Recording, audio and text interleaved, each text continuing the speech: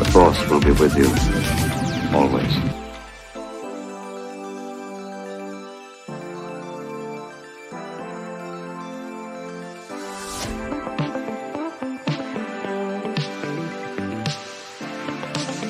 Anakin Skywalker, meet Obi-Wan Kenobi.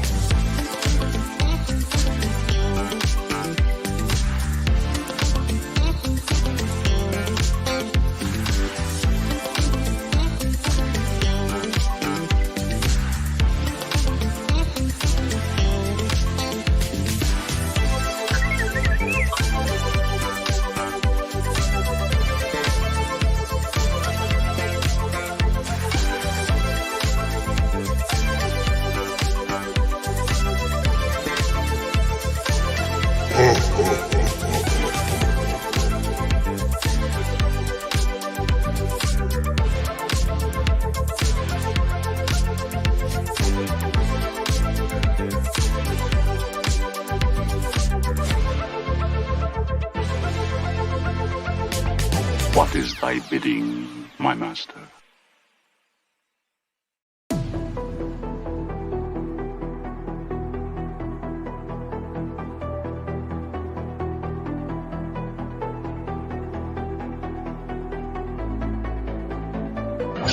You're under arrest, Chancellor. Are you threatening me, Master Jedi?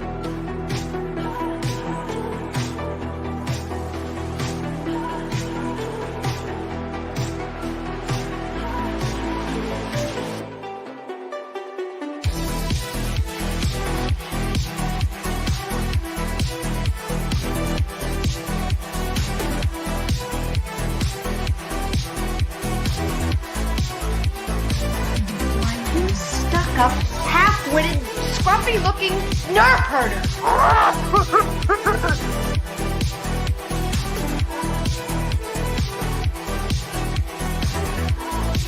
Laugh it up, fuzzball.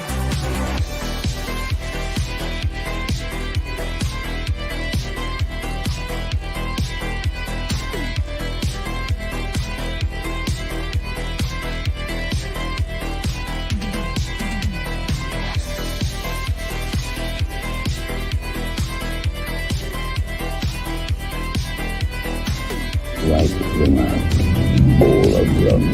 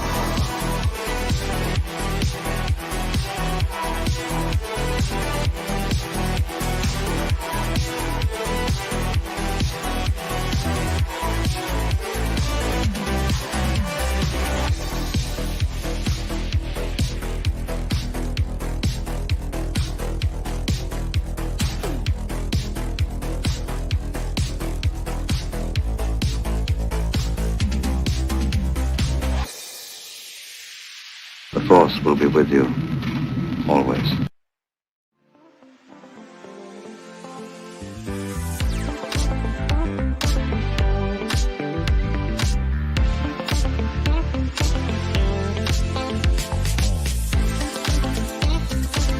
Anakin Skywalker, meet Obi-Wan Kenobi.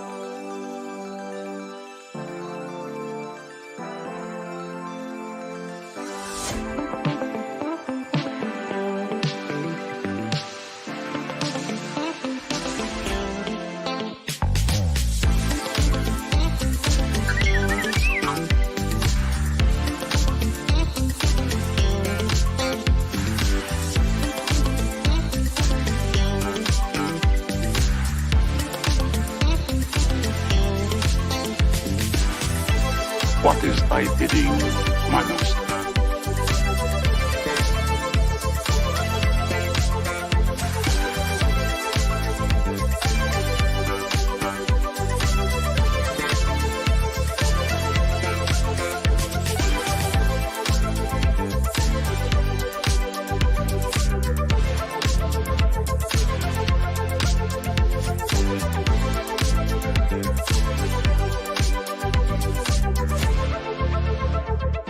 The Force will be with you, always.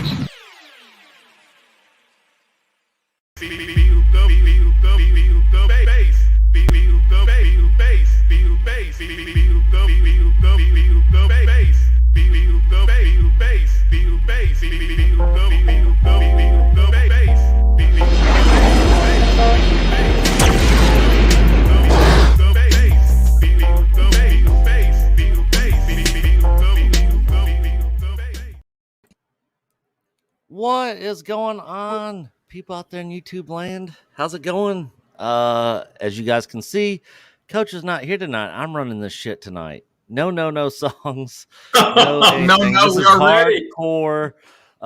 After dark at 7:00 ABN live stream. Anyways, guys, thank all of you guys for being here. I want to welcome my co-host, Moff, aka Matt Rissman, and one of our guests tonight, Rob from Order42SHOW. I have posted links to his channel in the description of this video and have shared it out to the mods, so you guys definitely share that out. Matt, how you doing, brother? I'm good, my friend. I'm good. Great to see everyone here tonight. Hope you all are doing well. Yep. Rob, how you doing, man? I'm doing okay. I had a busy day today, so this is a good way to cap it off. Yeah. Just feels like I just saw you yesterday. I know it hadn't been long. It doesn't seem that long ago. I know. It's been nuts. Yeah, fun times. So we got a lot of stuff to talk about tonight, guys. Real quick though, before we get started, there's 4 ways that you guys can help support us here at Echo Base Network. You can become a member of the channel, and you can go in there and look at all the perks and stuff for the different levels of membership.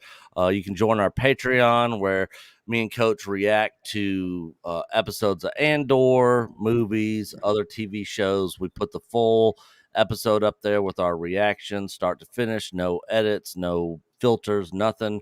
You can check out our merch store at Teesprings, which is linked on Nightbot. I know is putting it in there, and then of course all your super chats, which are greatly appreciated.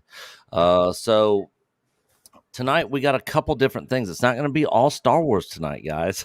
It's not going to be all Star Wars. But real quick, before we get into the first topic, let me just hit these couple super chats that came in. I gotta scroll up. The first one is from Rogue Sarge for $20, formerly Boba F65 here. My channel will be active on Monday. Congratulations on that, man. I love seeing people in our fellowship of people here at Echo Base Network starting their own channels and becoming content creators. We highly encourage that for everybody. You know, if you got something to say and you got a microphone, you know, go out there and say it, and hopefully a lot of people will tune in. But yeah, Rogue Sarge, when you get that up, be sure to send us a link so that we can share your channel out. And then Jedi Master Lawrence has gifted 10 Echo Base Network memberships. So hail to Jedi Master Lawrence. Thank you so much for that. And with that being said, let's get into the first topic tonight. Matt, what do we got, brother? All right, let's talk about Indy 5. Let me see if I can. Well, he's pulling that up, guys. Also tonight after this stream, we're doing a watch party over on Discord, and we're going to be watching one of my all-time favorite Thanksgiving movies of all time. I watch it every single year. Planes, Trains, and Automobiles. I freaking love that movie. It's my favorite Thanksgiving movie. Because it's Thanksgiving time, I figured I'd mix it up. So after the stream, we're all going to go to Discord. And then also at the end of the stream tonight, we're going to be doing some giveaways. I got a Super Nintendo cartridge with all 3 Super Star Wars games on it. It's a custom cartridge for Super Nintendo. Xbox Game Pass code that can be used on PC or Xbox. And then Matt, I believe, has George Lucas Stormtrooper figure. I do. I've been saving it. So let's see. Let's get some folks here tonight. Give it away. So we're going to be doing that at the end of the stream tonight, and we might do pop-ins tonight. I'm not sure with us doing the watch party and stuff, but we'll just see how we're doing on time. All right, Matt. So what do we think? Does he belong in a museum? Again, I have to use the easiest. I have to use the easiest, little Josh, right? But this movie is coming, right? This as yet untitled movie, Indiana Jones 5. Empire has just run this big expose about it, and I have to admit, like many other folks, I didn't think I really knew what this movie was going to be about. So again, here we can talk a little bit about it. Spoiler alert, the Yahtzees are involved in 1969, right? How does this work, right? Wow. What are we doing, right? So apparently, like I said, I read this, this article has been floating around, right? So apparently this is about the space race, right? It's 1969, the space race is coming. Mads Mikkelsen, love Mads, by the way. I forgot he was in this as one of the primary antagonists, it looks like. And it seems like he might be playing the role of Von Braun, right? But this is around the space race, how it came to be, the background of the folks who helped the U.S. excel back in this time frame. And Indy's not happy about it. Right, so I think we have some things going on from what I saw in this article that's going to center around that. They're looking for something, right? They're always looking for something, looking for an artifact. Got to be an artifact involved. Right? Is there time travel in this, or is that just a rumor? Oh gracious! Well, like I said, somebody woke Frank Marshall up. He said, "No, it's not true. It's not true. Don't think that." I was like, "Oh no." I don't know. This article didn't address time travel. I think we've seen some leaks previously that made us all believe that there's a little bit of back in time involved here. Have you heard those rumors, Rob, on the time travel thing with Indy 5? I honestly no, I hadn't. Okay. That's a surprise to me. God, I hope it's just a rumor and it's Me not too. true. Yeah, because I think people were sort of extrapolating from some set leaks, right? The set leaks didn't seem very 1960s, at least some of them, right? They seemed very 1940s, and Harrison Ford had the dots on his face. These things happen, right? So I don't know. I think this is Mads, right? Mads looking awesome, right? Like I said, I'm a huge Mads Mikkelsen fan. Again, talking about this time frame, the 60s. Some art here that was commissioned as a part of this. I hope it. I'm going to channel my inner Nick before he can say it. Right. I hope it doesn't suck. Right. I mean, it's been, it's been so long since we've had. I don't count the last movie as existing. Right. So it's been a long time since The Last Crusade. Right. And I really have high hopes. I really have high hopes for this picture. Right. And I don't think I realized it has Ron Howard involved. Kasdan is talking a lot about, oh, wait, wrong one. I've skipped ahead to Willow. Cancel all that. Right. So again, this is Mangold and some of the rest of it. I hope I want him to go out on a note. I really do. And look, so here you can see it here. Who's he married to? Did he marry someone and I missed it? Wedding rings. Marion, right? So you can see it very that's what my guess would be Marion. Yeah. She's not confirmed to be in it though, right? Karen Allen's not yet been, and I mean, I guess they wouldn't want to advertise that necessarily, but I mean, that's who that's who I'd love to see him married to, right? But you can see it very prominently here. And there was another picture of him on a boat somewhere doing something. Right? You can barely see the wedding ring, right? But I mean, I know he loves this character so much. Speaking for a lot of us, we loved seeing Harrison Ford play Indiana Jones. So again, I hope it doesn't suck. Please don't suck. Right. What do y'all agree? What are you looking for? Real quick, I'm also going to bring in our good friend Paulie from the Latino Slant, who I do streams with over on Mr. H's channel on Tuesdays and Thursdays. If you guys are not subbed to Mr. H or Paulie, definitely go sub. Mods, if you guys can put links to Mr. H reviews and Paulie's channel in the chat, I'd appreciate it. How you doing, Paulie? I'm good, man. Thanks for the invite. What up? Yeah. So Indy 5, Rob, thoughts on this? I just want to know if there are any refrigerators in this movie. As long as that's not a thing, then I think I'm going to be okay. I'm excited for it. I mean, James Mangold hasn't really disappointed me. I mean, you could argue that, there were parts of the Wolverine and stuff like that weren't great, but I mean, gosh, he did Ford v Ferrari is an amazing movie, and I'm hoping for the best. I mean, I'm just like you guys. I just hope it doesn't suck. That's all it is. We're all channeling our inner Nick tonight. Oh no. Oh, no. Yeah, the only thing that gives me concerns is the time travel aspect. Hopefully that's just a rumor and that's not true, and there is no Yeah. time travel in this. And them killing Indy off and creating a new female-led Indy moving forward. I will be very disappointed in that if they do that. I don't want that. Harrison Ford is Indiana Jones.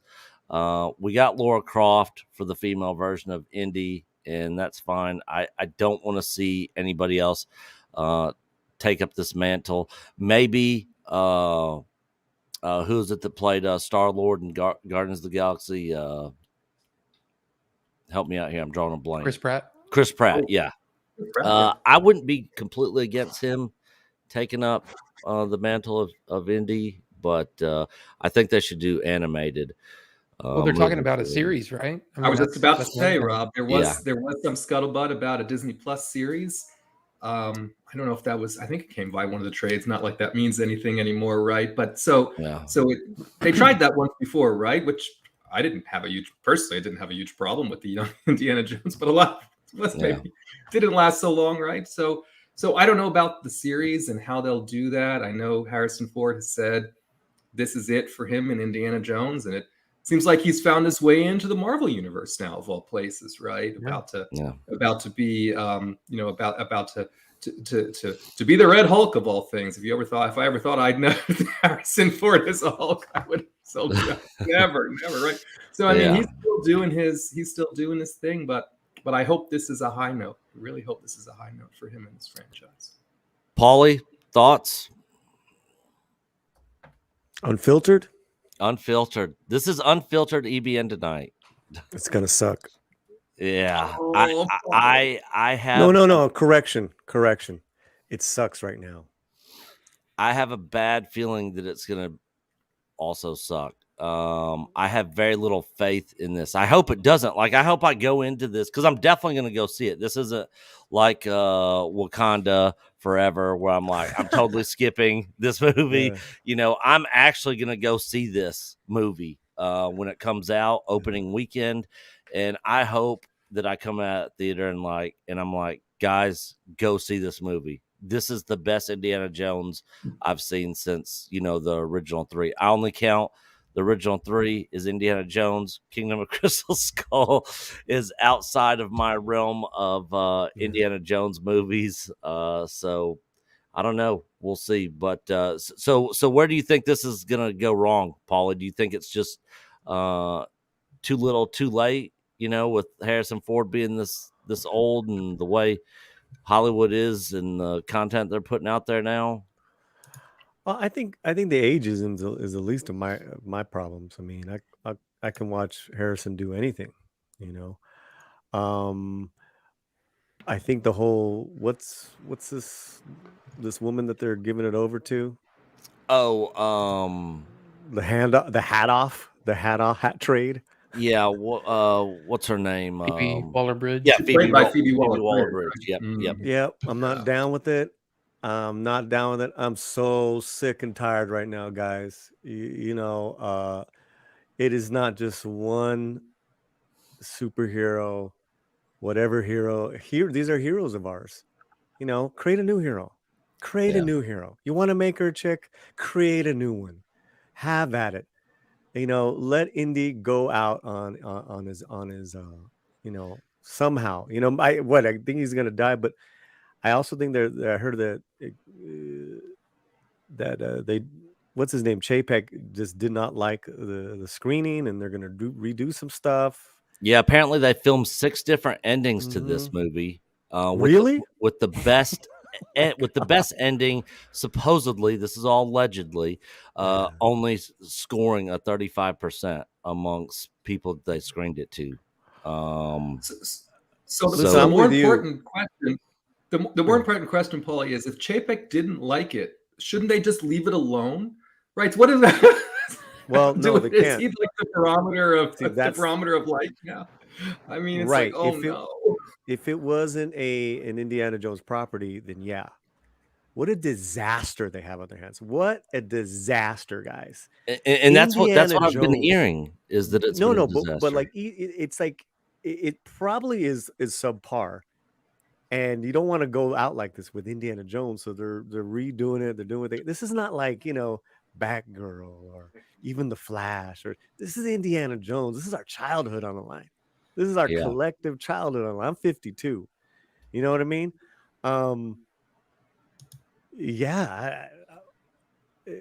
With what they've been putting out lately, it's not that I've grown bitter, Nick. I just keep on waking up and smelling the burnt chorizo, if you know what I mean. I got one other person I want to get their opinion on this that I'm about to bring in, and Rob from Order42SHOW has an interesting story about our next guest that I want him to share. But ladies and gentlemen, Mr. Robert Meyer Burnett. Well, hello, everyone. Paulie, good to see you, buddy. Although I'm not seeing him now. Paulie just went off camera as soon as Nick, you came in. how Rob. are you? Moff Rissman, how are you, sir? Good to see you, Rob. And Rob, Order42SHOW. It's good to be here, Nick. Always a pleasure. Yeah, can't stay I'm very glad you could long. make I'm it. sorry, but it's good to be here talking about Indy. Yeah, it's been a while since you've been on the show, brother, and man, I'm glad you could make it. I know it's funny because I've been so busy. I feel like I've let everybody else down. I've missed streaming with everybody else. You know, it's even my own show. I've missed streaming on my own show. Yeah. So.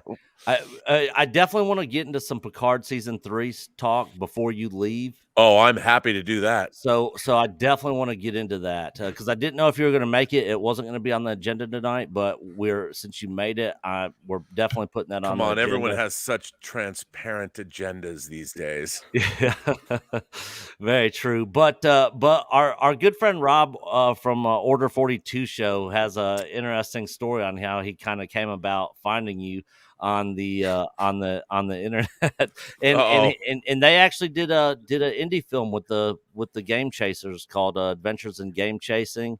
I watched it. It's hilarious. Think Clerks, Jay and Silent Bob Strike Back, and I love it. You know, it's that sort of comedic type film where they're hunting for their old NES that they had as a kid, and they all filmed it, on a very low budget, I believe, wasn't it? NES as a kid, that freaks me out. Yeah, I had an Atari 2600 and an Intellivision when I was a kid.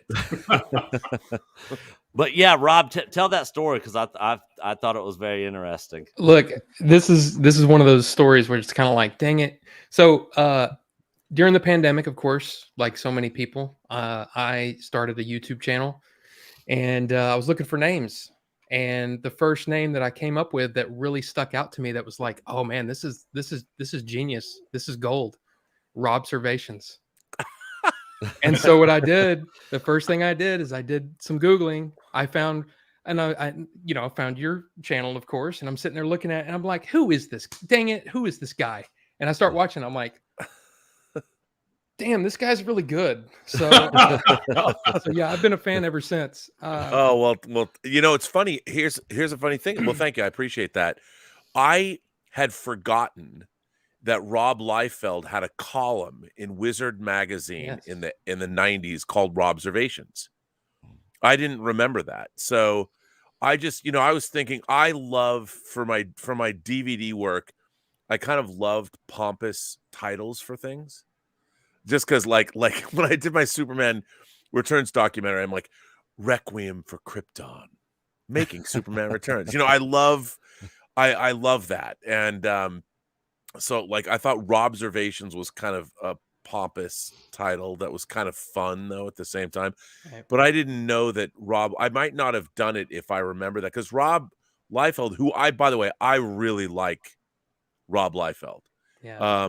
I don't have a problem with his art, and I really respect and like him as a human being, because the times I've met him in person, he's been nothing but hilariously delightful.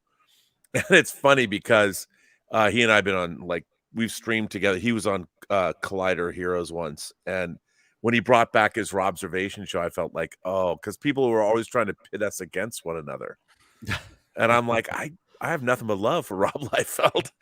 And I said, I've talked to him, and one day we will do a Robservations collaboration, which, by the way, Rob, you too. There's no reason why you can't join the Robservations.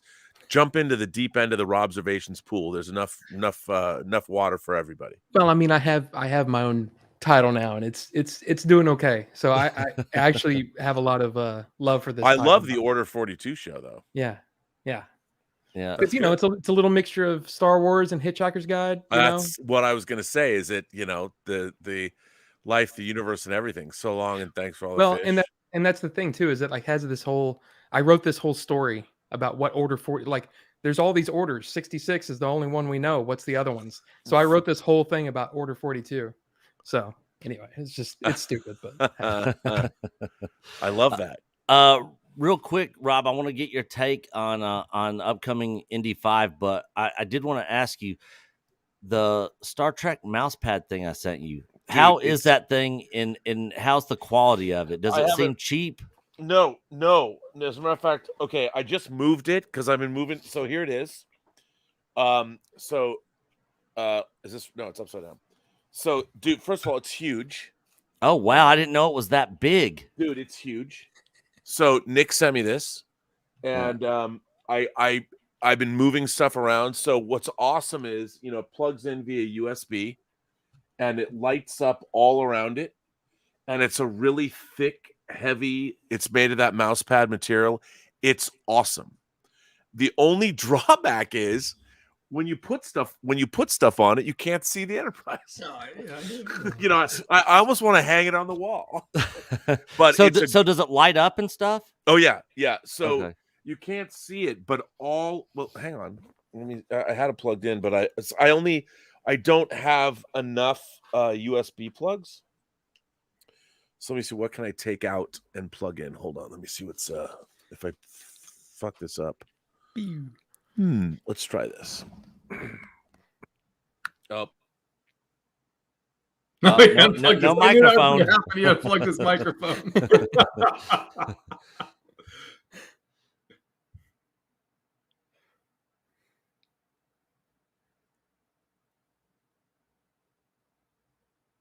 Oh, sweet. Oh, cool. That's really cool. All right. Yeah, I was curious because I was thinking about ordering some for a couple other people. You unplugged your mic. Your mic is unplugged, we Rob. Can't hear you, Rob. How is your mic? It just says that you're muted.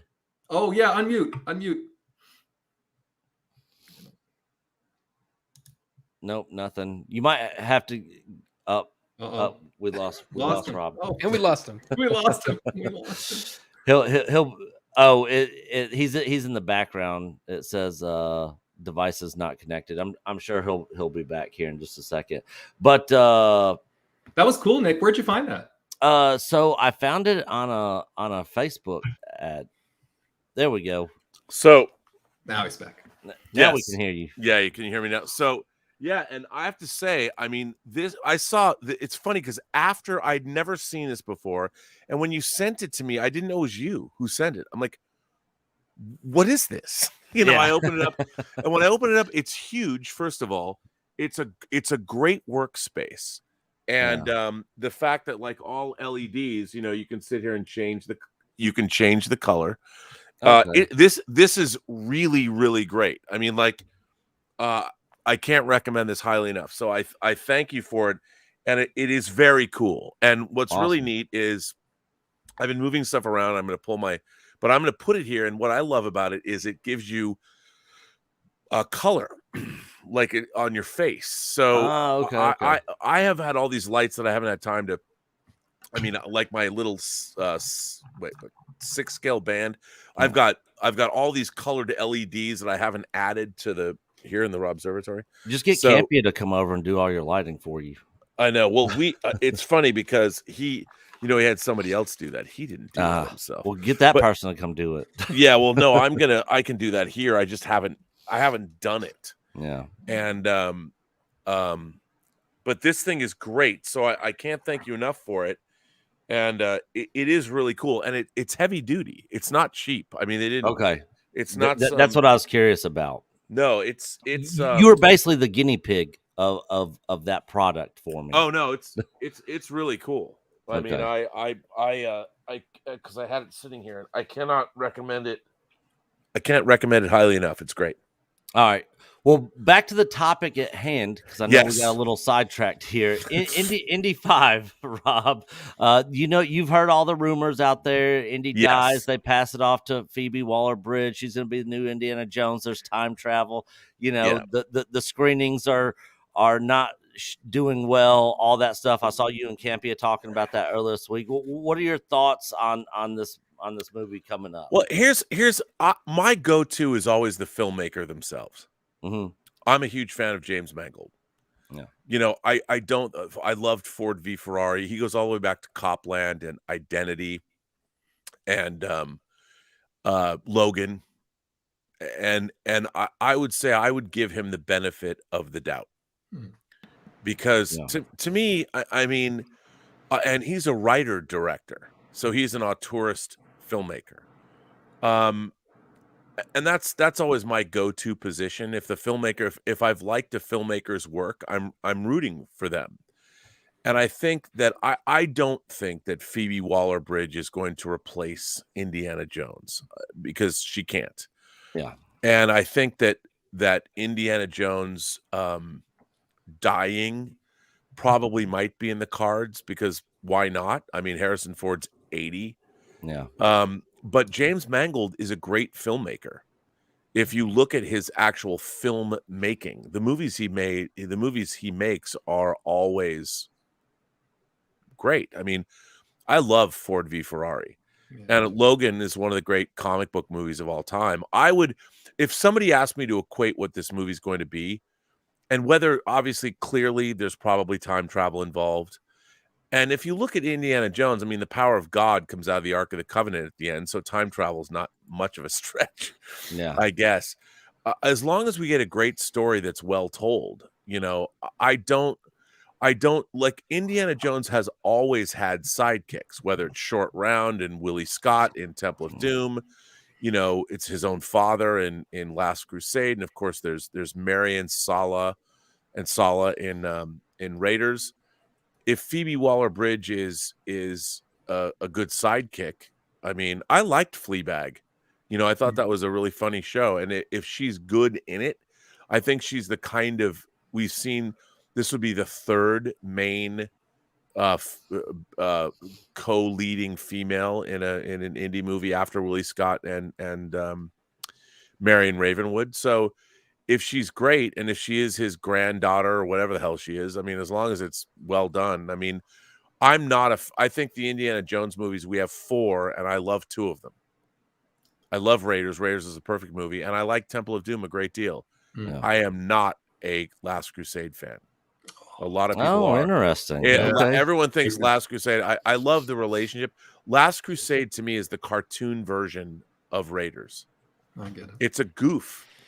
I think it's a goof, and I think James Mangold is going to bring back a harder edge. Look, Mads Mikkelsen is the villain. Oh yeah, I love Mads Mikkelsen. I do too, and that's the funny thing. I mean, I understand. Here's what's driving me crazy about modern film fandom. This idea that we want things to fail before they've come out. Like I think that, and filmmakers that we like. It's James Cameron's never let me down. I mean, Avatar might not be your thing, but when it came out, there was no denying, and I've told this story before, watching Avatar, I took my mom to see it in IMAX 3D. My mother had never seen an IMAX movie, and she hadn't seen a 3D movie since she was a little girl. She was 70 years old. My mother is very unimaginative. As a matter of fact, I'll tell you a funny Raiders of the Lost Ark story. I've told this before, but so my mom and I go see Raiders because my mom growing up wanted to take me to see all the movies that I'd already seen that I loved. She wanted to bond with me that way. So we're driving back from Raiders. My mom is very quiet. I say, Mom, well, what did you think of Raiders of the Lost Ark? And she's like, that could never happen.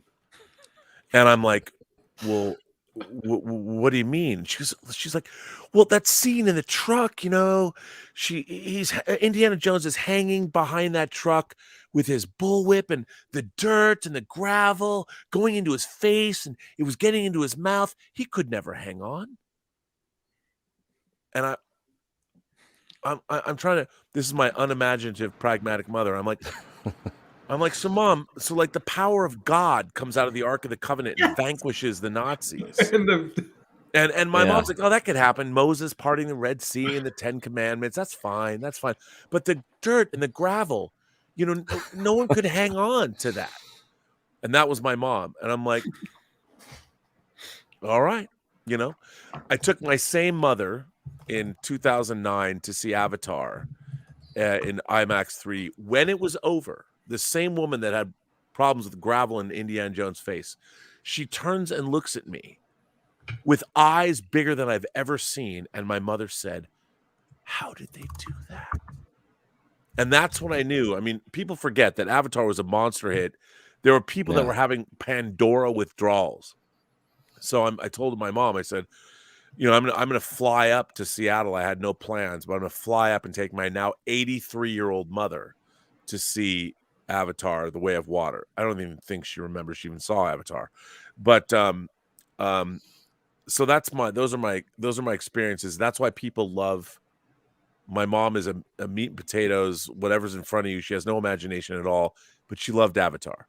But when it comes to this Indiana Jones movie, don't we want it to be great? Oh, absolutely. Yeah. I mean, I certainly do. Because I do. Raiders of the Lost Ark to me is one of the, I think about perfect movies. And Spielberg made Jaws. That's pretty much a perfect movie. Raiders is a perfect movie. And someone's going to go, yeah, but what about Indiana Jones hanging under the periscope? Like, what if the U-boat went underwater? He couldn't have hung up. It was explained in the comic book, man. It just never went underwater. But it's like a perfect movie. And I want this movie to be great. It's Harrison Ford coming back. I mean, he was done dirty in Force Awakens. Like, I 100% agree. I hate the Disney trilogy. Yeah. It starts out, I hated Force Awakens. People liked it. I thought Last Jedi had some really interesting ideas, but you can't deconstruct Luke Skywalker after you just constructed it. Yeah, it doesn't work. No, it doesn't work. And Rise of Skywalker is one of the worst science fiction movies ever made. Yeah. And I want this to be good. I hope it's good. Hey, Nick, I hate to break in on RMB, but we're a little bit behind on super chats. We got about go ahead. We need to get. Yeah. We need to get to before they get away from us. Yep. Let me hit these real quick. I think our first one's from Debbie Young for $9.99. Harrison Ford is doing a spinoff for the Yellowstone series with him and Helen Mirren, SP, about the years of 1920s up until I'm not sure. Missed you, Nick. Donna H. not here, but sad to say hi. Man, I can't wait. Helen Mirren and Harrison Ford. Amazing. Come on. I think that's going to be epic. I do too. I mean, How couldn't it be? I mean, really. She also says, so just kicking back with a double hot chocolate and double shot of Bailey's Irish cream. Nice. I'm drinking some Woodford Reserve and some ginger beer. So I feel you there, Debbie. Horny Alf. Nick, when will you and Coach be resuming your DS9 reactions? I enjoyed them a lot. Horny Alf, I am ready to do those DS9 reactions whenever Coach is, but I think he is checked out. So sad to say you'll probably not get any more of those. How far did you guys get? Halfway through season 2.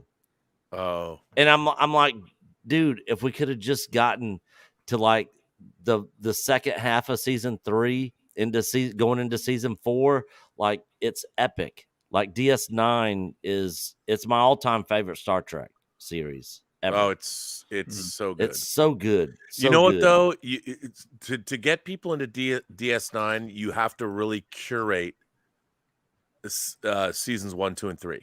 Yeah, you have to tell people which ones to watch so they don't get.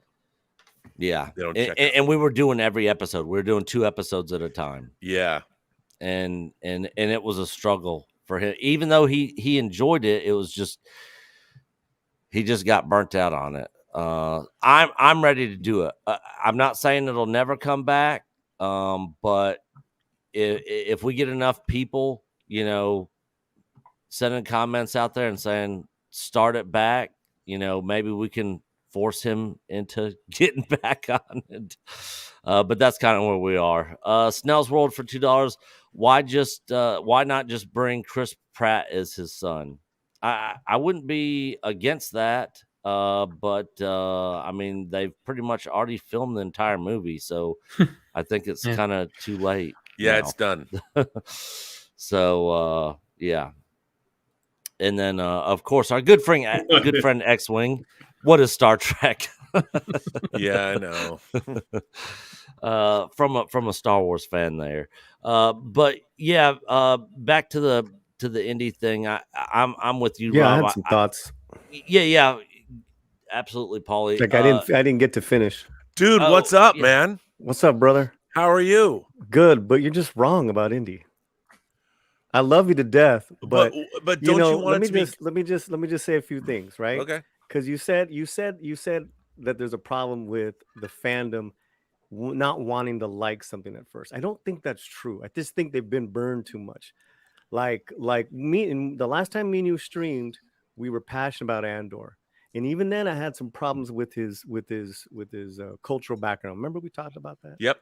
But it elevated from that, and it's just the greatest thing I've seen. Dude, it's so good. Okay. Here's the thing. Let me just point out something. Okay, go ahead. Go ahead. Here's the thing, RMB. I had the same attitude with Wakanda for a year and a half. I was documenting it for a year and a half because I'm the biggest Tenoch fan. And I went to that thing, and all I got was a Mexican stereotype. And I'm not alone. So I have every right to be upset about it and to talk about it. I agree. And now when I hear the news in regards to Indy this and Indy that with all the production problems, I'm hesitant, bro. That's all I was saying. And no, I think, and rightfully so. Here's the thing. I mean, there's no reason why you shouldn't be. I just tend to go into everything, as a filmmaker myself, I want these things to be good because it's so hard to make any film, no matter what. Yeah, very true. I mean, look, you and I saw his film. Paulie and I went and saw Matrix Resurrections together, and I think you and I had a good time. A great time. I mean, we got scorched. Well, it's what's so funny about we did, and what's so interesting about that is, here's the thing. I don't think people watch movies anymore for, like, I can understand. For me, I didn't feel the same way about Tenoch Huerta as you did, in the movie, but I can understand where you're coming from. And I think that it's not invalid. Did you hear Mexican Iron Man's rant? Oh, RMB? dude, it was the best. Yeah, I mean, I watched Paulie's video. Okay. Yeah, it came out. Yeah, and it was, and it's not just me, Rob, because I'm like, okay, is it just me? Then I'm getting those messages from our friends that work in the business, no names to be revealed. They're like, what the fuck was that? Oh, sorry, Nick. No, Coach isn't here. No, it's all good. Okay. No, but I understand. I mean, like, what's with that shot over and over again of a Mexican coming out of the water with a wet back, and then how do you solve him? How do you solve Namor? You dry him out. I mean, I could go on RMB, but okay, listen, I never thought there's of it that a lot way. of storytelling problems in that show, in that movie. That was the least of my worries, but I mean, there's just so much. But the point is, I paid my money. I was excited, and this is how I feel. And you're right. We're all entitled to our opinions, my brother. Now, I would say, let me just offer a retort. When I was a kid, I read all these books about the Bermuda Triangle and spontaneous human combustion and ancient aliens. And part of that was all about the Mayan civilization and the lines at Nazca and everything. And the Mayans like disappeared, And so to me, I've always been fascinated with the Mayan culture and all of the whole ancient civilizations that were part of Mesoamerica and also Central and South America. They, even now, if they ever get LiDAR technology in the Amazon forest, they're probably going to find vast cities that people didn't even know were there. There's a lot built of upon each other. That's there's so much already cool. happening. So the idea that Talocan came from, you know, the Mayan culture and whatever, I liked that idea. I didn't notice that wasn't my first. In fact, I didn't bring that up as my criticism. No, Okay? I know, but what I'm saying is, so Okay. I would never have thought about a guy with a wet back. You know, I wouldn't have. You're not Mexican. I of know. course, you're not going to think about it. Rob. I know. You're going into that movie with a different purview. Yes. I love you, man, but I'm just, you know, it's not just me. No, I know. But what I'm saying is that my point was that everybody comes at things from a different perspective. You know, and I sure, absolutely, and it's a rich perspective. Yeah, you know. But I would say guys who don't know us, I have the utmost respect for RMB. Oh, and I love you too. I mean, you're one of my favorite people on the internet and one of my favorite people I've met. But I think that and I also, I mean, I love your channel and you know, everything you've done, and we've had, I mean, come on, blood in, blood out. It couldn't be done today, and it couldn't be directed by a white man today, which is absolutely ridiculous. It is, and Steven Spielberg could never make Color Purple today either. Yeah, and true. He made the West Side Story though, so we'll give him that. yeah, but my mom loved it. But here's the thing. I mean, West Side Story was he was adapting a 60-year-old Broadway. He went back to the Broadway source. Yeah. Yeah. But so you know, my thing go ahead, too, Paulie. My thing also too is, you know, the thing with the Maya and the Aztec hodgepodge. That doesn't bother me. It just doesn't make for a great film. There was some really cool stuff. In fact, you should have let Namor just talk in Mayan the whole time. It was very powerful. Very powerful. Yeah. Oh my God. Very powerful. However, Mayans didn't disappear. Millions of Mayans still exist. Mexican Iron Man is Mayan. Yes. Do you understand what I'm saying? So there's also too, gentlemen, this kind of like I'm gonna be kind. This ignorant purview that the Mayans and the Olmecs and the Toltecas could not have made those things. It must have been aliens, because those little guys couldn't have done it themselves. Then they disappeared. I've heard that story over and over, and I can't stand that as well, bro. You know what Gene Roddenberry said about that? The creator of Star Trek? Gene Roddenberry said, ancient aliens didn't build the pyramids. Humans built the pyramids because humans are awesome. Yeah. And not wrong. Well, Roddenberry spent time in Boyle Heights. No, Roddenberry. Now you made me stop. I love getting in with you. But, good news coming up, though. We are actually about to move to a topic that Paulie and RMB are going to completely agree on, which is Andor. Oh my God. I don't even know where to start. But real quick, we got Tom from Midnight's Edge in the house. What's going on? You're talking about Andor. How you doing? Well, real quick, since you just came in,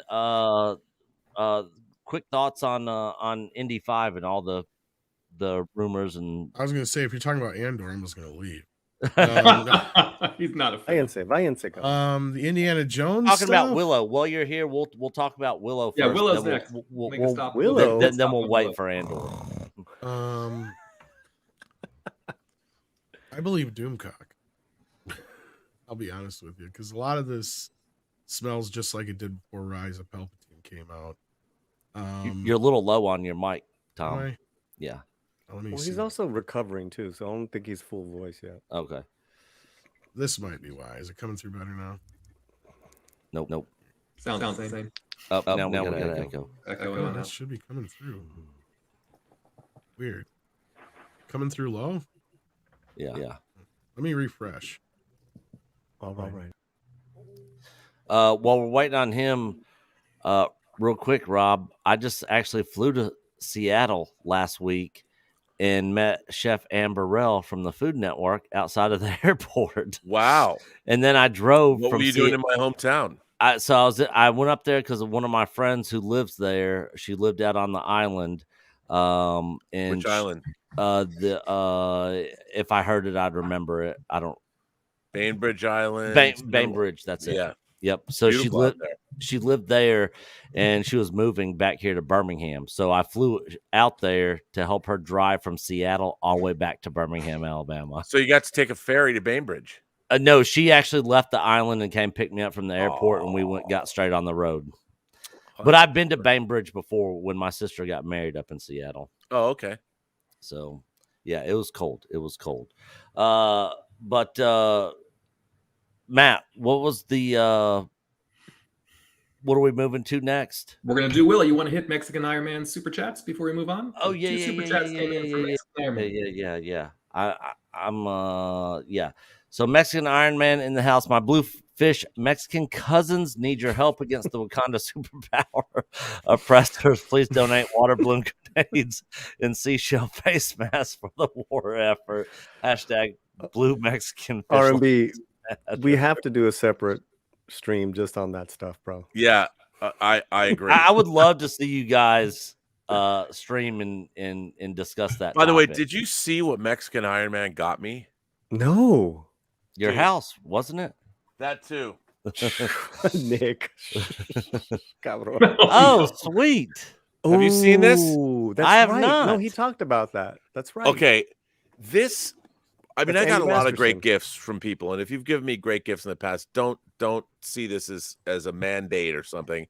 But this might be the very greatest gift I've ever received in my entire life, ever. Oh, that's awesome. So this is a hot toy. This is a modified hot toy. This is a What? die cast. Okay, this is the Oh, I greatest. thought it was something different. Okay, I want to see this now. Oh, dude, you can't even. So Does this it come is with a sombrero? Oh, dude, you wait. You wait. I have sombreros. This is the greatest thing. So this is an actual die cast. It lights up, but I haven't put the batteries in it. You got to make him bigger, Nick. Dude, Oh yeah. Let me do that. get Oh my out God. of town.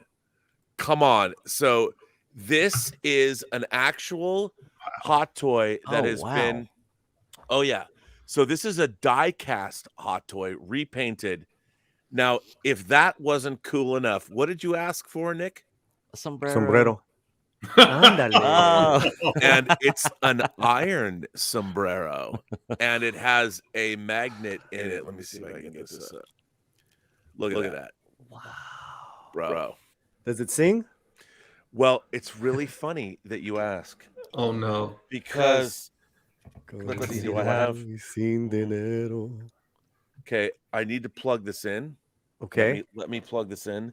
Where There did you is get- so it came with this, the Where hot did toy, he the get this? modified That hot is, toy. this set. is insane. This is just getting It's- better and better. I'm telling you, this is not only okay. So you guys know Mexican Iron Man, right? Yeah. Okay, you're gonna love this because Who? this takes this, Mike. This takes this to a whole nother level. Ándale. I know the whole your audience is like, what the fuck is or what the heck's going on? Let me plug this in. So, okay. So this is the stand, and let's see if I okay. I have to figure out which one I. Is that Mike? Yes, That's Mike, dude.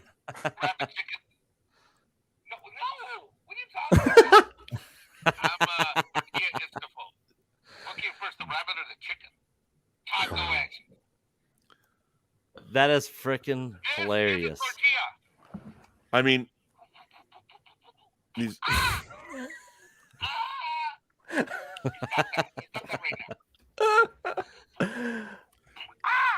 Tell me that this is not the most insane shit ever. He That had is this whole thing. awesome. He had this Send me whole that. thing- I don't even need Mike anymore. Yeah. I mean, Don't say that. He's in the and chat. you know, I think he told I'm me kidding, about of this course. like a year and a half ago or something. Mm. And then he tells me, I need your address. And this shows up, and I'm like, what the hell is this? This is the greatest thing I've ever seen in my life. I'm just saying. We're all grown men, and we're That's all awesome. fascinated by this toy more than the topics, which I think is great. It I'm says- just saying that this. Oh, there's one more thing that I have to show. That that takes the cake, and I have to show what it is. So what's funny is, you know what Tony Stark looks like, right? Yeah. Yeah. Is it Mexican Iron Man's face? Yeah, that's Oh, him. it is. That's so cool. Come on. Oh man, it's Oh, beautiful. Arriba, that is arriba. funny. Come on.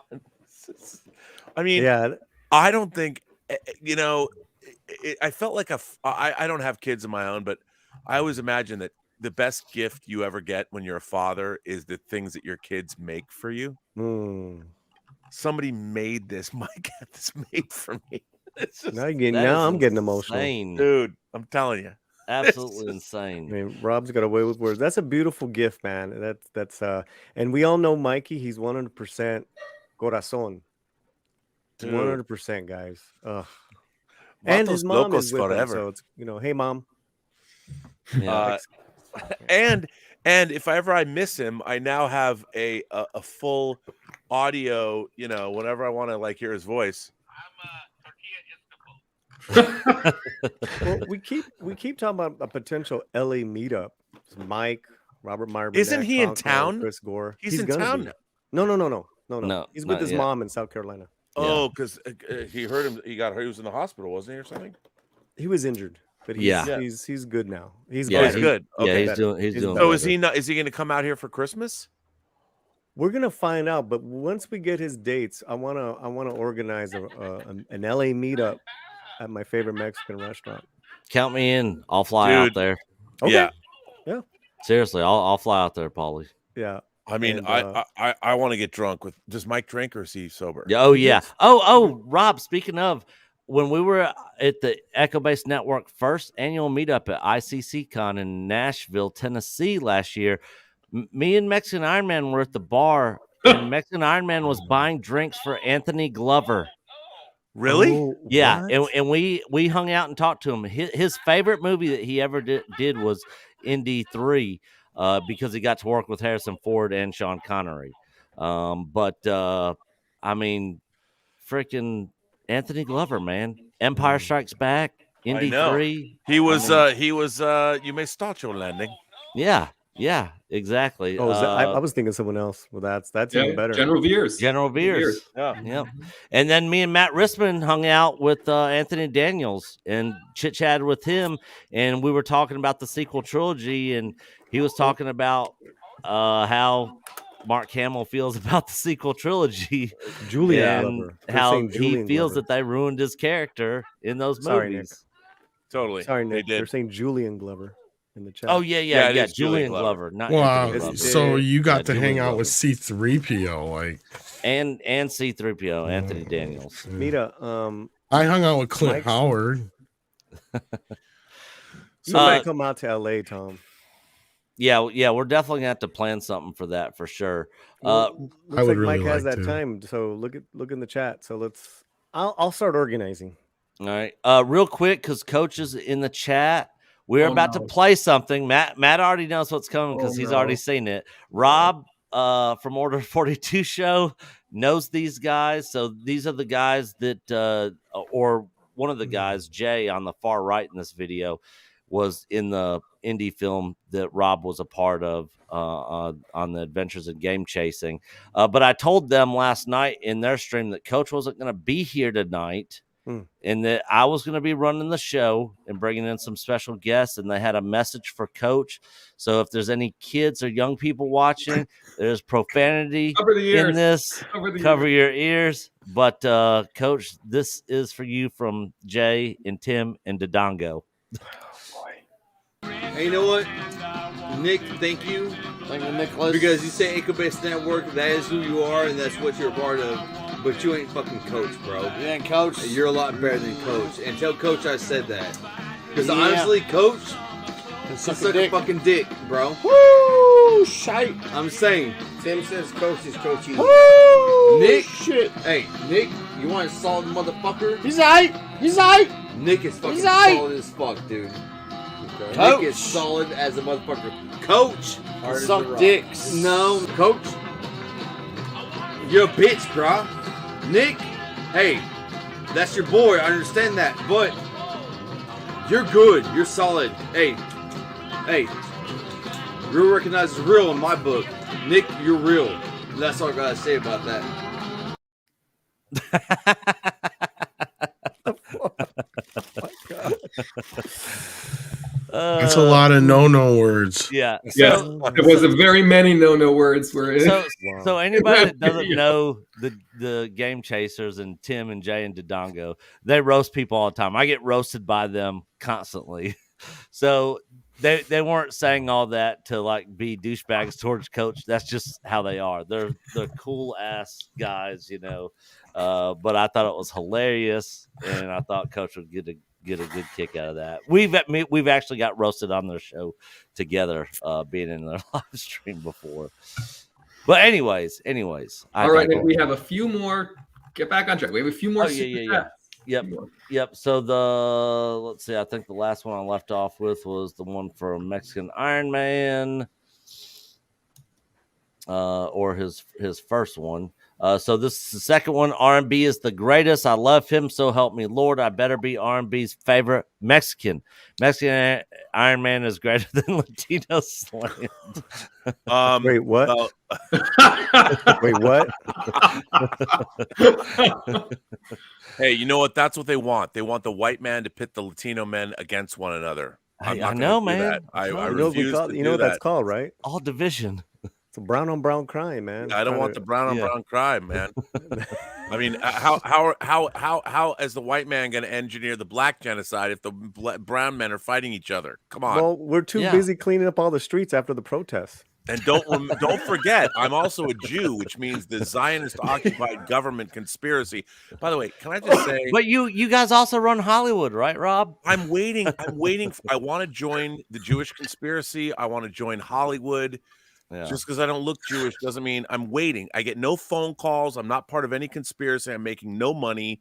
Why can't I be a part of whatever conspiracy is happening? I'm willing to work. It's because you look like a Gentile. So I know, dude. He's trying to turn in his Jew card here. Come on. I know, but here I'm waiting. I've waited my entire life. I filed down my horns when I was younger, you know, to oh my God, I can't do it, man. Put on your yarmulke, maybe then they'd notice. I know. I'm our good friend PJ over at Orville Nation, $2. Great panel, Echo Base Network.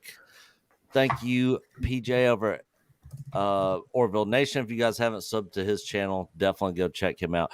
Our good friend Gary Ambrosia, who I do Wednesday nights with Doomcock on Hail EBN for $5.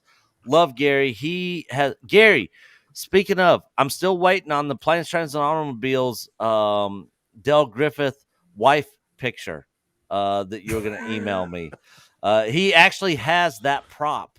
The picture that John Candy of his wife that he would put out next to his bed in that movie. He actually has that. That's a great photo. He's going to send me a scan of it so I could print it out and send it to people in my family, because we watch that movie every single year during Thanksgiving. I absolutely love Planes, Trains, and Automobiles. Real quick, we just talked about it on A-rated B movies, B-rated A movies. Yeah, I was there.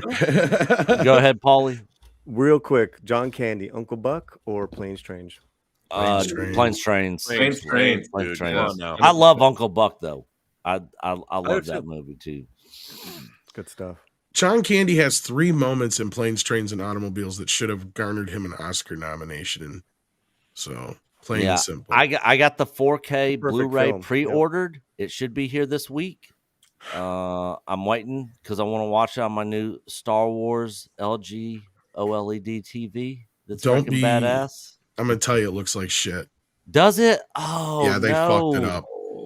They fucked it up bad. Paramount has an issue right now. I've been talking a little bit about this to Robert and a few other people. It's becoming an issue with Paramount. They are not doing a very good job with their 4K releases. But the upshot is we get that hour of extended scenes. So, do you know who is doing a good job with Paramount's 4K releases? Kino Lorber. I knew yes. Kino Lorber. Shout out to Kino Lorber. They reached out to me and they're like, you always talk. I got Tom stumped. I just watched their Mystery Men disc. I watched it last week. It looks amazing. Well, that's Universal, but yeah. but it was but I mean it was given to them. Universal, Paramount. Let's see, what did I watch from Paramount? I watched Indecent Proposal. I just watched Blue Steel for the first time last night. It's not a good movie, Indecent Proposal. No. I'm an Adrian Lyne fan. It's not good, but it looks good. Well, it was, Demi was the hottest thing at that moment. Well, you were also telling me they did They did a great job on Usual Suspects. Too, there have been people that have talked about the Usual Suspects transfer is not good. They're out of their minds. I mean, well, you would know. So people forget that the Usual Suspects was made for less than $5 million. It was a low budget movie. They shot with short ends, and short ends are so for people that don't know, when you made movies at a low budget on film. What you would do is other movies would sell back the film they didn't use to places you'd buy film from, and they were called short ends. And what you would do is you, as a low budget filmmaker, you could buy short ends for very cheap and make your movie with them. Leftover reels. Yeah, and they were smaller. Sometimes they were a little damaged or whatever. But and I'm not saying Usual Suspects was made totally with short ends, but that transfer, and I've seen that movie 100 times because I did the special features for it. That transfer is stunning. The movie has never looked as good as that disc does. I'm still waiting on DS9. Nice. Still never happened, unfortunately. I mean, I don't mean to, He's being a realist. I know. By the way, anybody who's going to use AI upscaling, come on, man. Yeah, that's cheating. No, it'll never work. I don't care how good looks like AI garbage. It looks terrible, and plus, it's not the real way to do it. To me, that upscaled AI shit just looks like the worst DNR ever done. Oh, it's terrible. That's what it looks like. And that's kind of the problem with Planes, Trains, and Automobiles is I know they clearly didn't go back to the original negative. And Paramount has been doing this major noise reduction thing on their movies, and then they'll add fake grain over top of it. So you have this smudgy looking picture, and that's kind of what happened to Planes, Trains, and Automobiles. It doesn't look much better than the old Blu-ray. Gotcha. That's too bad. Yeah. Wayne's World looks a little bit better, but not much.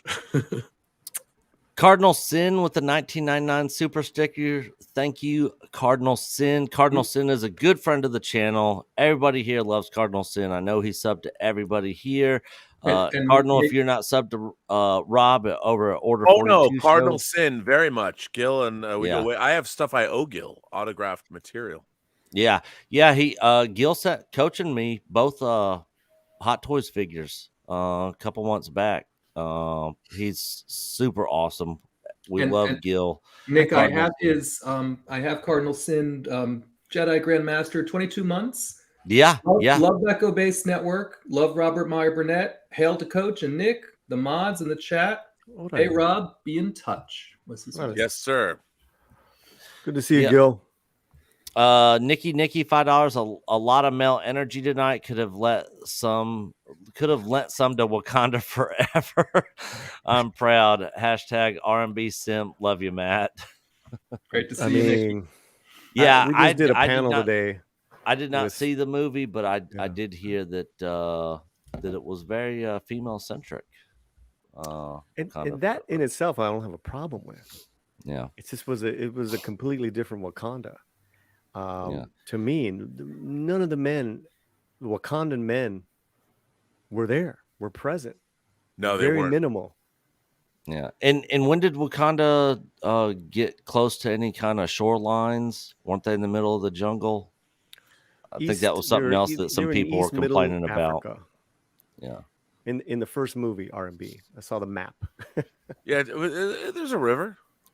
There was a big ship they brought. I love you, R&B. I love you, man. Mexican crossing the river. Gotta love it. Gotta love it, brother.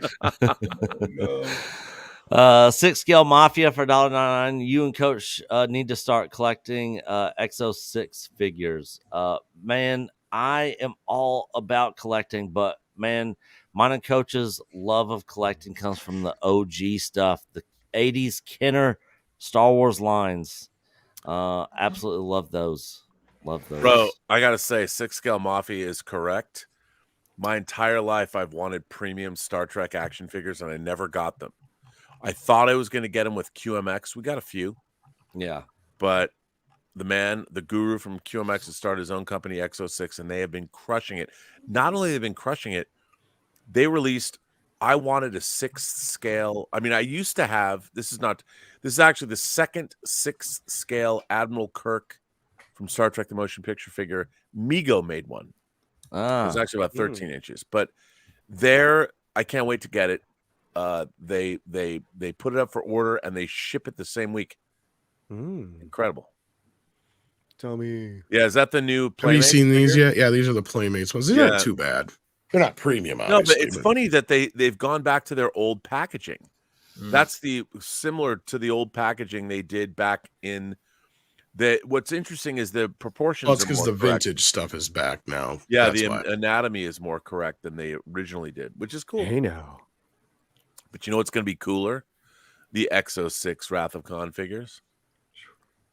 Which Shatner's actually doing a Wrath of Khan tour right now. What shirt is that, bro? Oh, Super Horror Icons. Nice. Psycho. Mexican Iron Man with another $4.99 super chat. I'm looking forward to Andor season 2. Who's with me and agrees on this fine, esteemed panel of experts? We are about to get into that real quick. Before we get into Tom that, goes to his icon.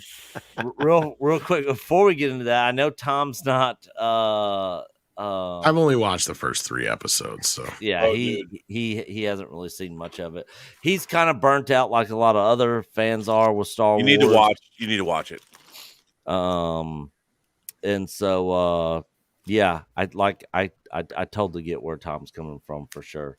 And our friend Sean O'Rourke, Andor season 2, absolutely. So Nick, before we go, we have one more member chat. Yeah. From Emmanuel Campbell, member for 4 months, Jedi Knight. Hello, off topic, I'm sure, but does anyone, Rob, have thoughts on, I'm going to butcher this, Andrzej Zolowiski's On the Silver Globe, his unfinished opus, one of my favorites? I've never seen it. I'm a huge fan of him. I mean, obviously, for those of you who don't know, he also directed a horror film from 1981 called Possession that stars Isabella Adjani and Sam Neill, and if you haven't seen it, you should. But I've never seen On the Silver Globe. I've always wanted to. It's coming out. I think it's coming out on a 4K disc, and I can't wait to get it because I haven't seen it. It's a science fiction film, very ambitious science fiction film that remained unfinished because like the Polish government confiscated it because it was still communist at the time. Oh wow! I wanted to see it my whole life. Interesting. There you go.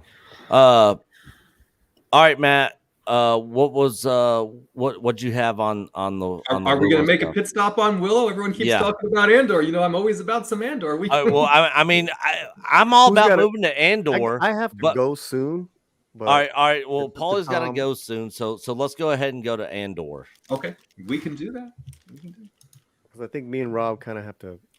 I don't know, speak for Rob, but I gotta. Yes. Me and Romy are going to a live jazz tonight. Oh, nice. Yeah, it's good to get out of the house. I have to go to another place as well, but I got 20 minutes. You're streaming tonight, Rob, on your channel? I'm going to stream tonight later on my channel. Yes. Okay. Yeah. And congratulations to her. She got monetized this last week. I know. Andale. You know what? Can I give a shout out? Yeah. One of my favorite science fiction authors, a man named Greg Bear, passed away today. Oh. And if you want to read a great 2-part novel, read his books, The Forge of God and Anvil of Stars. He was a great writer. And he also he wrote a great science fiction novel called Blood Music that I read a script for 30 years ago that one day should get made into a movie, but he's passed away. So Rest in Anyway, don't peace. mean to be a bummer. Nope. All good. All good. So while we still have Rob here and Paulie, right? I thought let's start with this one because there's a lot of different opinions about this play that they're making for Andor. I'll be right back while you read this, Matt. Yeah. So what do we think about this one?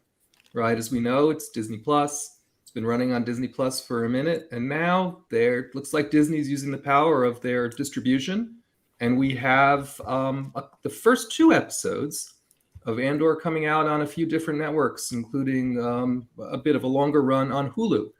So what do we make of this particular strategy? RMB? Well, look, obviously they want to get more people to come to the streaming network, and which I understand. The problem that I have with this is I don't think the first 2 episodes of Andor are going to get people to come. Yeah. They needed to show at least the first 3, if not the first 4, because Andor was done as these 3-episode blocks. Yeah. So if you don't see the let's call it the gun battle, the blaster battle, the action sequence at the end of the 3rd episode, I don't know if there's a lot of incentive to come to Disney Plus and see the rest of it. You need 3 episodes to get into it. I agree. So, but I get what they're doing. It's smart. But again, they're like, somebody thought, well, they'll watch the 2 episodes. They'll be so engrossed.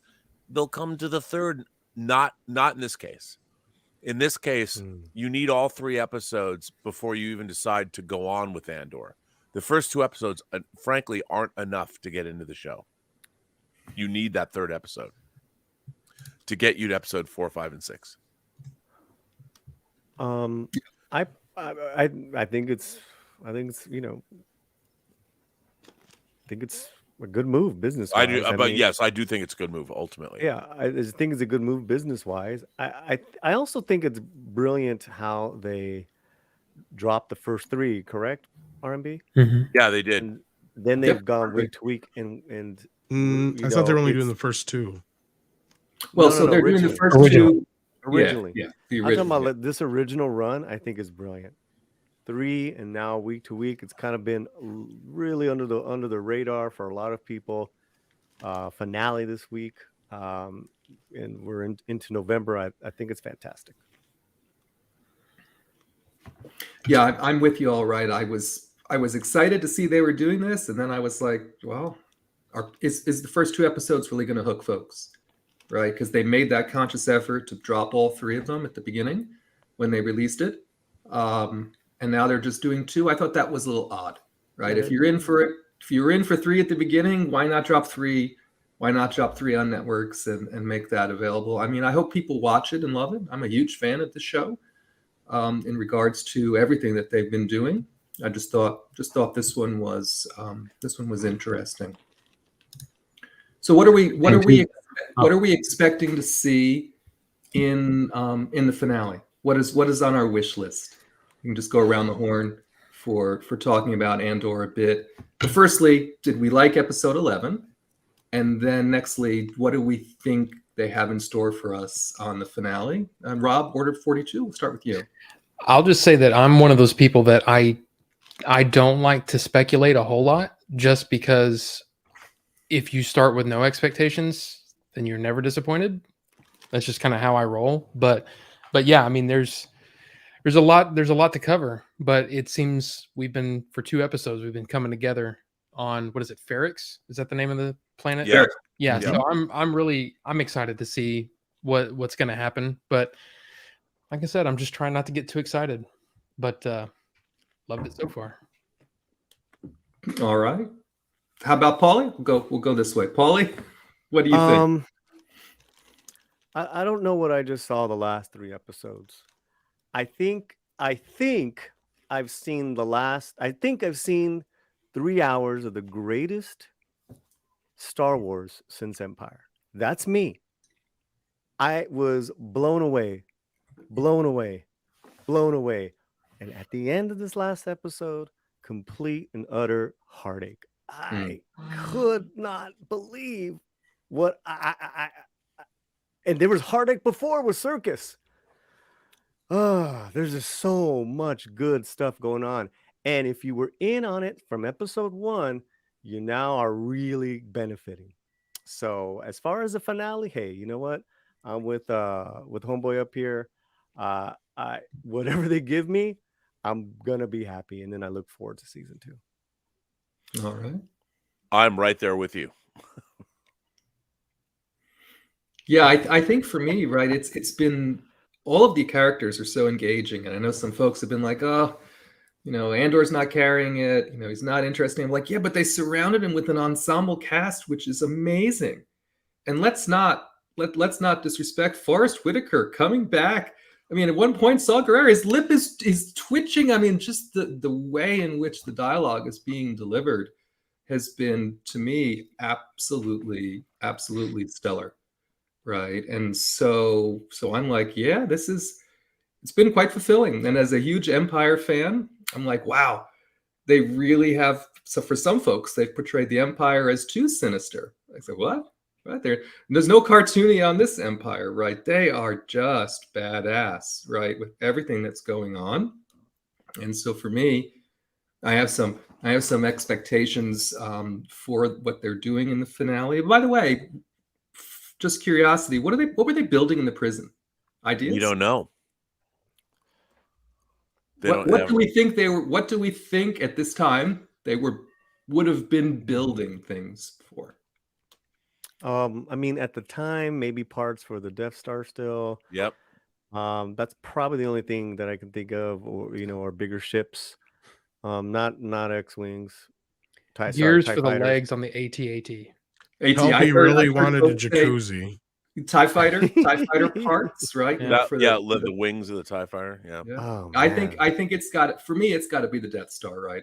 This whole, you think about Rogue One and the story they were telling in Rogue One, and you think about how the Empire was marshaling resources at this moment in the timeline. I think it has to be me for the Death Star, for sure. I'll tell you one person that I think is completely being a little bit overshadowed, and that's Genevieve O'Reilly as Mon Mothma. She's absolutely great. Fantastic.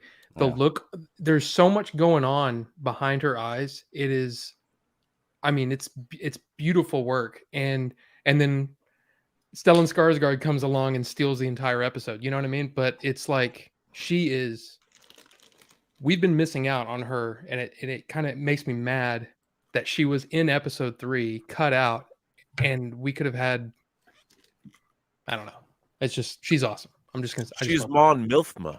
Mon Milfma. I saw that earlier in your member call, Rob, and I've been laughing about it ever since. Mon Milfma. I can't say it any better. I mean, my God, the great thing about, here's what I love about this show is we never understood why the Empire was bad.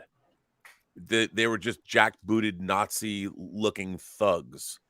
Yeah. Now we know what they've done to people, the souls of the everyman. And people have said, well, there's no Star Wars in this. But what this has done is it's shown us for the very first time what the Empire actually does. What happens when democracy dies, when people applaud it, And what I find so interesting, all the best science fiction is allegorical. Andor is a show about us right now, right here, and what is at risk for America and the rest of the world. And I never would have thought that would have been the case, but it certainly is. And you know what else? I mean, that call it a space skirmish.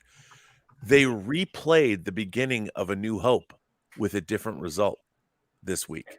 And they used models, right? They went back to the original. That was done with part of it was done with practical models. And you could tell, and using Colin Cantwell's original Star Destroyer design, I mean, that was way cleverer than going back to McQuarrie's X-Wing concept designs which they used in the sequels. Yeah, which was, well, we're going to paint this X-Wing black. Going back to that Colin Cantwell Star Destroyer design, that was awesome. And we got a ship that was not a TIE bomber, right? That was a TIE boarding craft, right? We got a ship canonized, right, that we had yet to get before. And of course, we got another cool shot of a TIE pilot inside a TIE fighter, right? Yep. And like that was pretty okay, right? That was pretty Star Wars in my book. You know, It was amazing. I was thinking about everything that they're setting up and how they're doing the writing and the characters and the movement of the rebellion and seeing just sinister people that the Empire has grown, Dira, and then that one guy, can I hang him? Oh my God. Remember that? I mean, it's incredible. Yeah. So I think my point is that unlike the trilogy, this show is adding weight to A New Hope. Everything. I mean, I'm just like in shock with that. You know, it's well, what people forget is Tony Gilroy, the showrunner, is an Academy Award winning screenwriter. What was and director. What was it? It was for Michael Clayton. Yeah, Michael Clayton. He did Michael Clayton, which he directed. His brother Dan Gilroy, who wrote a number of episodes, wrote and directed Nightcrawler, the Jake Gyllenhaal film. Yeah, then he had I like brother as Nightcrawler. editor. And then their brother John is editing the show. Yeah, family. Total family affair, and talk about an auteurist vision. I hope. Here's what I want. You know how we heard that Rogue One they had to like lighten it up a little bit. It's not the lightest movie in the world. Yeah, I would love to see them. Love to see Tony Gilroy go back in and recut Rogue One, add in whatever they need to add. Well, they took out a lot, right? Yeah, and that would be the icing on the cake. I mean, now make it the movie that it should be. Maybe we'll get that after season 2 of Andor. Yeah, that's how they should end it. Yeah, I would be all for it. I'd be all for it. And we did have one super chat come in. I'll read it here from Shrike 7171. Here a lot. Appreciate the support. And here's a sentiment, right? And I know Tom's also not feeling the show, but the sentiment is gave up after 2 episodes of Andor because it was boring. I watched all the other episodes now. The show is still boring and pointless. If the show didn't have the Star Wars label, it would already be forgotten. I didn't really hate it. It was just that I watched those first 3 episodes. I'm like, all right. It kept me going for those first 3 episodes, but it didn't pull me back in, right? Like, that's the thing, is it doesn't, like, I just watched that first episode of Tulsa King last week, and I can't wait till the next episode drops tomorrow. That's the way a show should make me feel. I should be like, I can't wait till that next damn episode. I need to see that. At this point, I mean, I'll check it out eventually, but I'm not like dying to get to it. Is there anything wrong with it? No. And I flat out have said, if we had had a ton of great Star Wars stuff around this, I think a lot of people would be praising it for it trying to do something different and be a little bit more darker and adult oriented Star Wars, kind of thing. But at this point, I think we have a problem that we haven't had a lot of great Star Wars outside of like the first season of Mando. And then you can have some people debate beyond there, in the last X amount of years. So like outside of that, it's just, I've kind of lost the whole, I don't know, the desire to get into Star Wars again. Cause it's like, I don't want to get that rug pulled out from underneath me like I always do. Fair. It's sort of like, I use this as an example, like Gary from Nerdrotic, which everybody here knows is not the biggest Star Wars fan. He's completely checked out, but Lord of the Rings is one of his all-time favorite series of all time, and he watched that shit show of Rings of Power from start to finish. That's sort of where me and Coach are with Star Wars. We might not like everything that they're giving us, but we watch it all because we're hardcore diehard Star Wars fans. I feel that way about Star Trek. Yeah. I've hated Star Trek since 2009 until now. Yeah, I'm happy to say. And we are going to get into that next. But I don't have much time left though. Yeah. One more super chat on Andor, and then let's get because I'd love to talk some Picard season 3 also. But let's hit X-Wing super chat. I missed it when it came through. $10. Thanks very much, X-Wing. Andor is a bad case of wrong place, wrong time. The show is well made. I'm enjoying it. More than anything, it needs a chance. This show is the real version of Solo didn't do well because of ... Oh, X-Wing. Yeah, I am the oddball out on this panel. I am not enjoying Andor as a diehard Star Wars fan, but I'm not hating it. I hated Book of Boba Fett and I hated Kenobi. Like what they did in those shows. So did I. Like I was furious with what they did in those shows.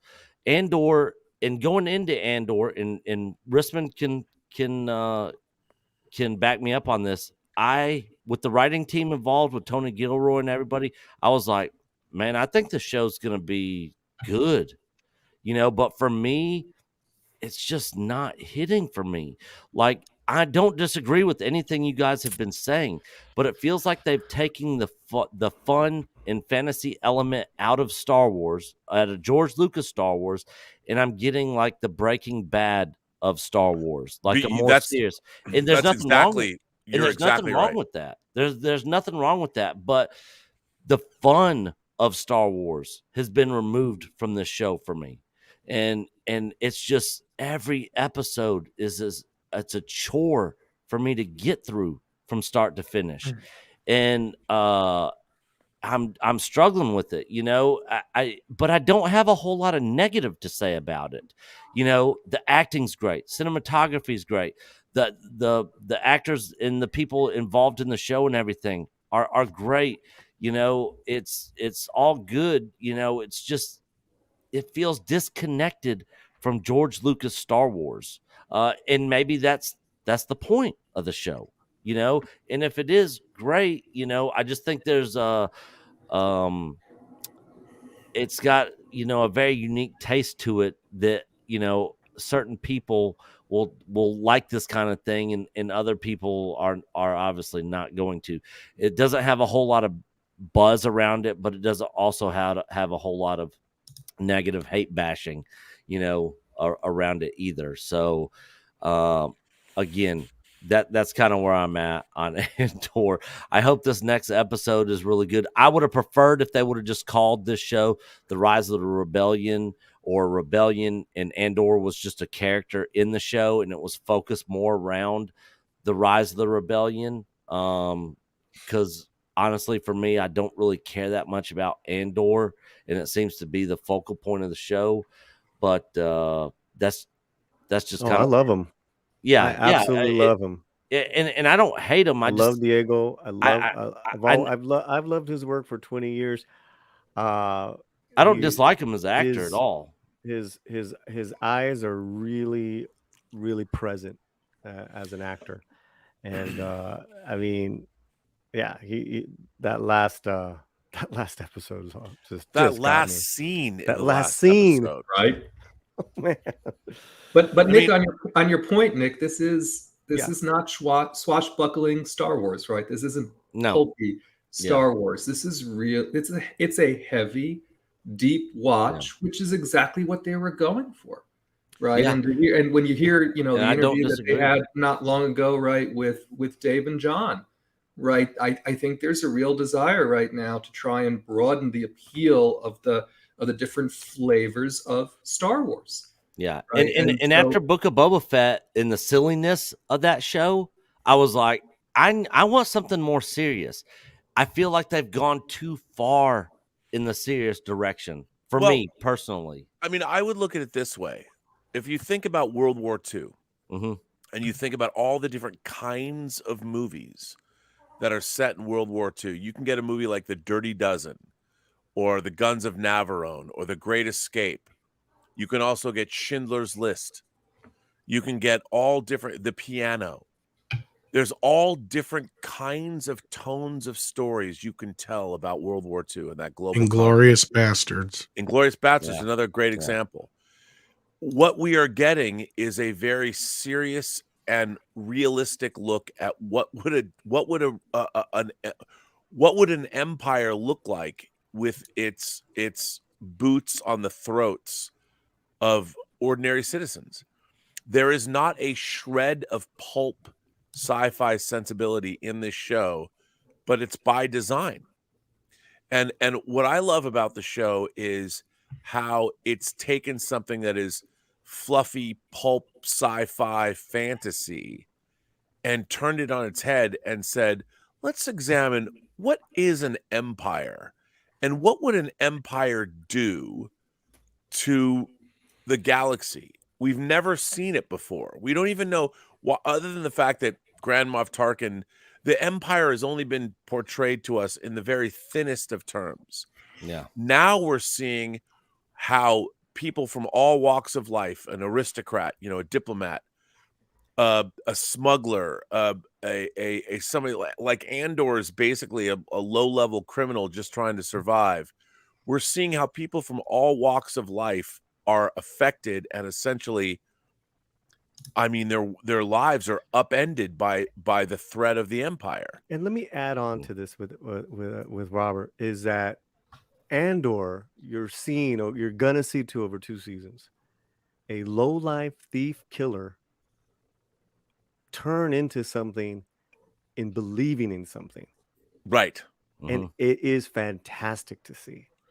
Yeah. You guys, I'm telling you, check it out.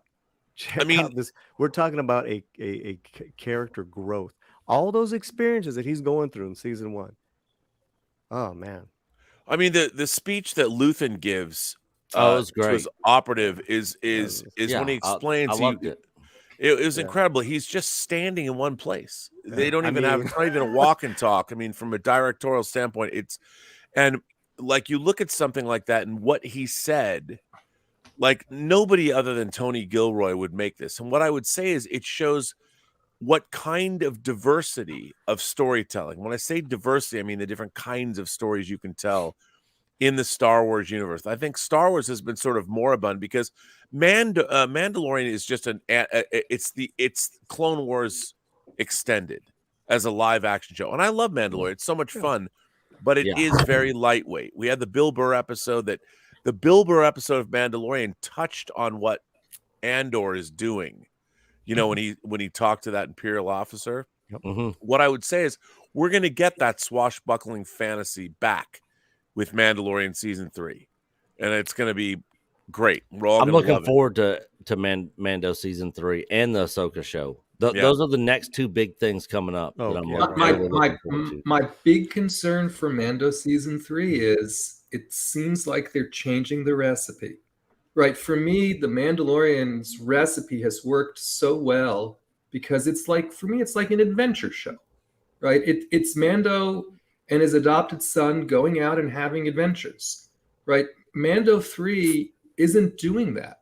Right. Mando 3 has a very specific story they're telling about Mandalore and about the intrigue of what amounts to be Mandalorian politics. Right. And all of those things. Right. And so for me, it's not that I'm not interested in seeing that story, but I get a little squeamish because to me, it sounds like a very different recipe than what we've come to know of as the Mandalorian, right? From the first 2 seasons. And I hope they kill it. Right. I hope it's just as much fun to watch as the first 2 seasons have been. It's just a little bit concerning. And by the way, I think a very legit concern too. Yeah, absolutely. Our good buddy Sean O'Rourke, $10 super chat. Stellan Skarsgård, best monologue ever in Star Wars ever. For sure. I can't really disagree. I thought it was excellent. It's brutal. And I thought that Andy Serkis's monologue was great also in the prison. Yeah. I mean, I got my issues with the show, but there's a lot of stuff I can cherry pick out of it that's really good, and I recognize that. But I was thinking about that too. Like, Diego this, Diego that. Think about all the words that Diego was saying to Serkis's character, because there was so much conflict with Serkis. He was one of those guys. He was the good prisoner model, right? Do your time, I'm out. Right. Yeah. Diego was like, "We ain't getting out, dog. We need to escape." I mean, it is. And then even when he gives a speech, he would not have given that speech had it been for those words. Power doesn't panic. Yeah. I mean, there's just so many great lines Diego delivers. Yeah, I'm simping for Diego. I don't give a shit right now. I think It's I think all one of the good, best Paulie. things about this show. Oh, sorry. No. Go ahead, Rob. I was just going to say, I think the best thing about this show is that you literally could take all of the Star Wars elements out of it and still have a really compelling story. Absolutely. So, Yeah, and I don't disagree with that either. But again, at the end of the day, for me, it doesn't feel like Star Wars to me. I'm not saying it's a bad show. TIE fighters, man. It literally, it's like they. What do you want, Vato or Jawa to show up at the prison? Those little small sprinkles of Star Wars out of it, it's just another sci-fi show, you know. But this show is inherently about Star Wars because it's all about the Empire. Yeah. It takes everything that we know and have seen about the Empire and extrapolates, what it is. It couldn't be about anything else. Yeah, and to be fair, maybe I'm just jaded with Disney Star Wars after everything, Maybe it's hard for me to enjoy it, But the thing is, when Luke came back at that Mando season 2, I was going nuts over it, But that's my childhood hero, also, Luke Skywalker coming back, Sure. So how could I not be excited for that? I think Andor needs to meet Jabba. Yeah, bring Jabba into the show. Have you Does seen? anyone Have think that you've seen that? that Luthen is force sensitive? I think Luthen's going to turn out to be a Jedi in hiding. It would make sense at this point. That would be so sick. What do you think, RMB? It would make sense. I mean, I look. Do I think Luthen has to know? He knows Imperial protocol. He gave Andor a kyber crystal. Yeah. That probably goes. People are like, well, that the wood hilted thing that he gave to the guard before he saw Saw Gerrera in the last episode was his walking stick. Was it? Yeah. Was it really? Yeah, that's kind of where I'm thinking. I mean, that's look, not really a walking stick. That could because be because ultimately, it is a Star Wars show, and they've done everything they can. Other than this episode, gave us some great Star Wars battles. Gave us some Star Wars vibes. It was amazing. The next episode, do you think they're not going to go full Star Wars? They're going to go full Star Wars. I hope so. We got one episode left this next week. I can't wait. But I know Rob's limited on time. I want to get to this. This show is still on? I thought it was over already. One more episode. One Tom. more episode, Get out of Tom. your misery. Well, they are still filming Rise of Palpatine, so I shouldn't say shit. So. Tom humor. But I do want to get on some Picard season 3. Paulie, do you got time to stick around, or do you got to bounce? No. I'm gonna go. I'm gonna go. I've only watched an episode of Picard. Before we do that, can we just hit Felicity's super chat? Yeah. Go ahead and pull it up before we let Paulie go. Back. Here we go. Felicity, thanks for being here. Was hooked into House of the Dragon. First episode after hating the destruction of Game of Thrones. Lucasfilm has not earned my interest in multiple seasons with Andor from the first episode of the show. It is such a big ask. That's really interesting because I never have watched Game of Thrones. I've watched House of the Dragons, and I went back.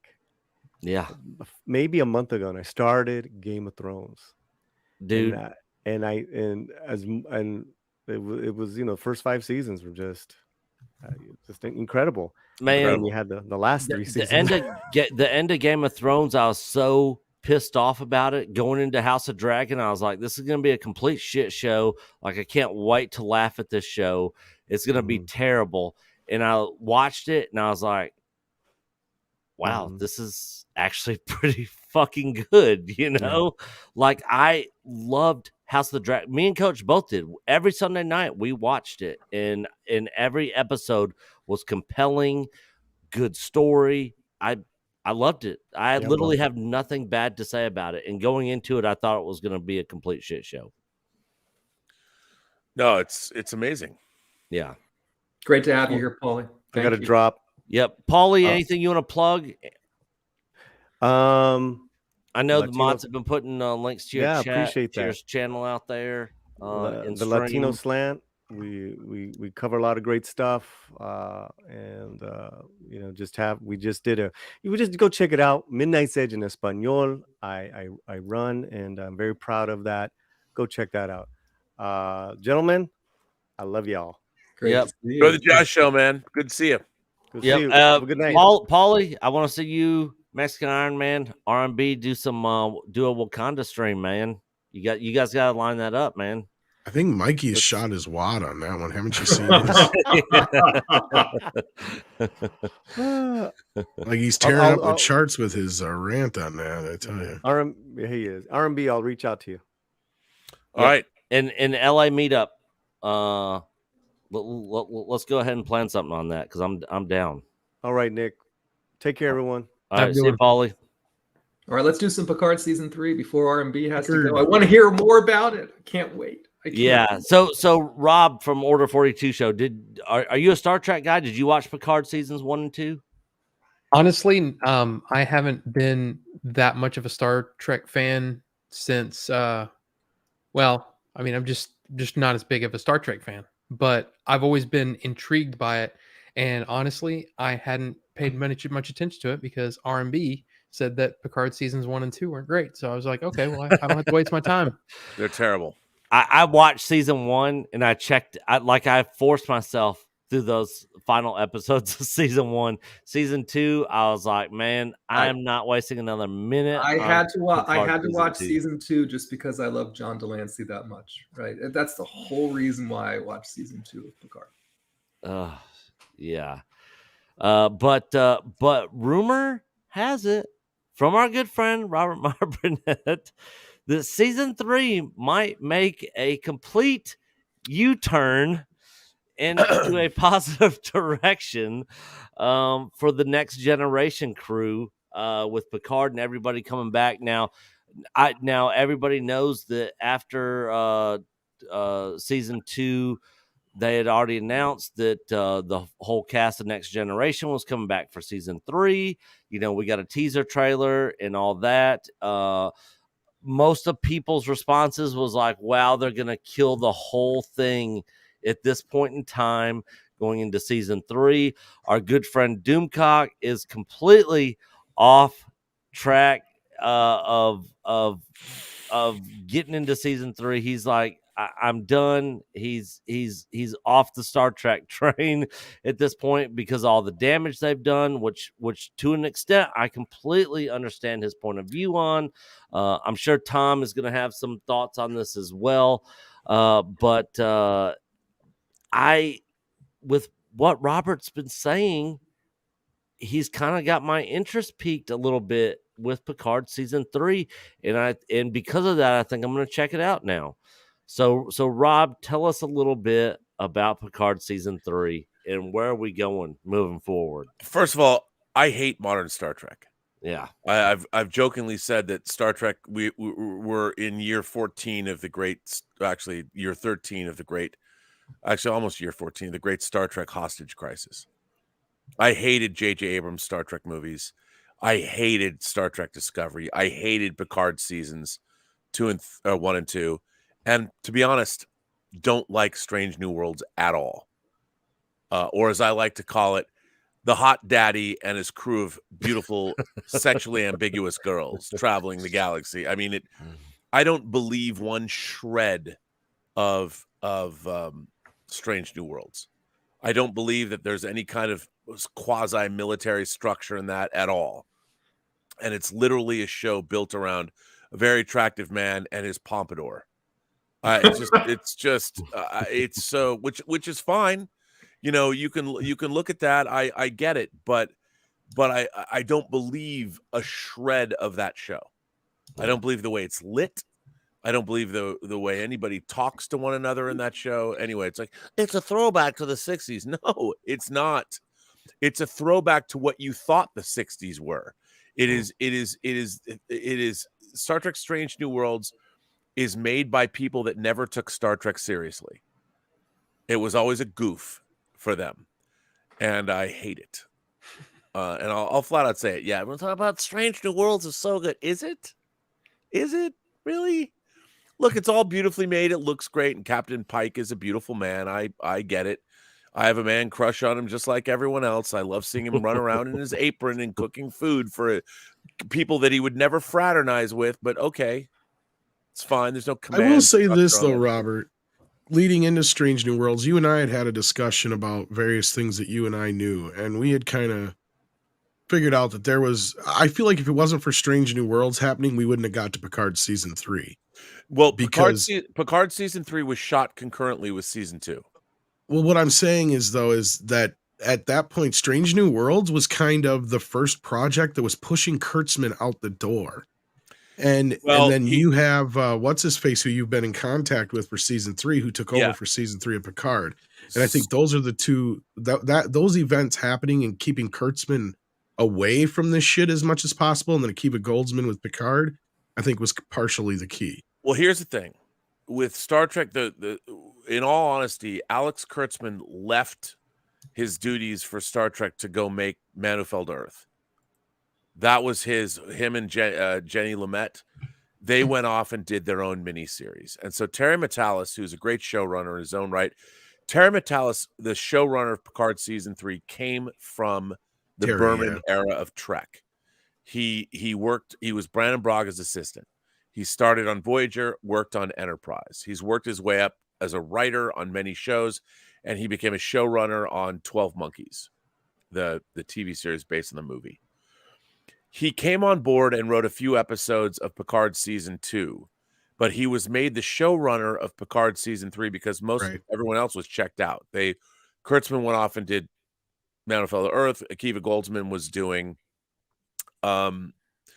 Strange New Worlds, and Terry basically was given carte blanche to do whatever he wanted. Yep. And that's what I'm saying exactly, Robert, because when we had talked, what I had known and what you had known, it all made sense and melded, because what had happened was, for those who don't know, Strange New Worlds was Akiva Goldsman's baby. Yes. Kurtzman didn't want that show because at that time, before they got their new deal, they were only allowed to have 5 shows at a time running simultaneously. Yeah. And Kurtzman was pushing hardcore for his Section 31 show. And Akiva got Strange New Worlds greenlit under his nose, and that pissed Kurtzman off because that pushed his Section 31 show off again until they got the new deal.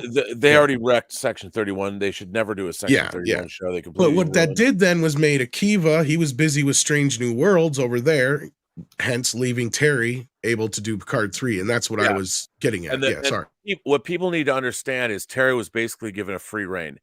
Everything about Picard season 3 is different. Everything. The opening credits are different. The music is different. Everything is different.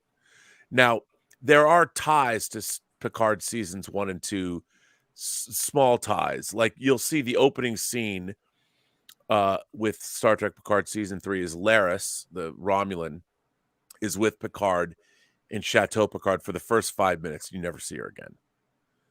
And all the rest of the cast, with the exception of Raffi, is not in the show. So here's how you should think of Picard. Picard season 3 is a 10-hour Next Generation movie. And the way that I consider it, I call it in my own mind, Star Trek The Next Generation Requiem. And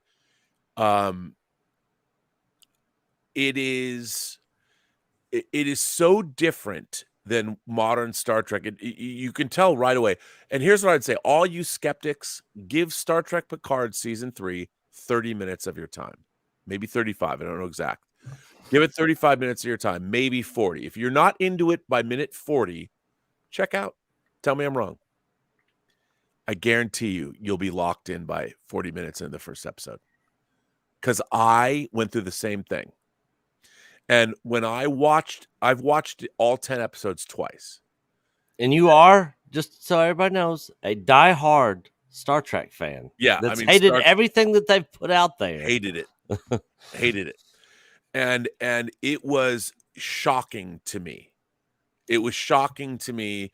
As a matter of fact, I really wish that Star Trek Picard 1 and you don't even have to see Star Trek Picard 1 and 2. None of it matters. I mean, there are things that they had to refer to canonically that, but you don't really have to know. If you're a Star Trek The Next Generation fan, this is the Star Trek The Next Generation movie you've wanted to see. It's just 10 hours long instead of 2.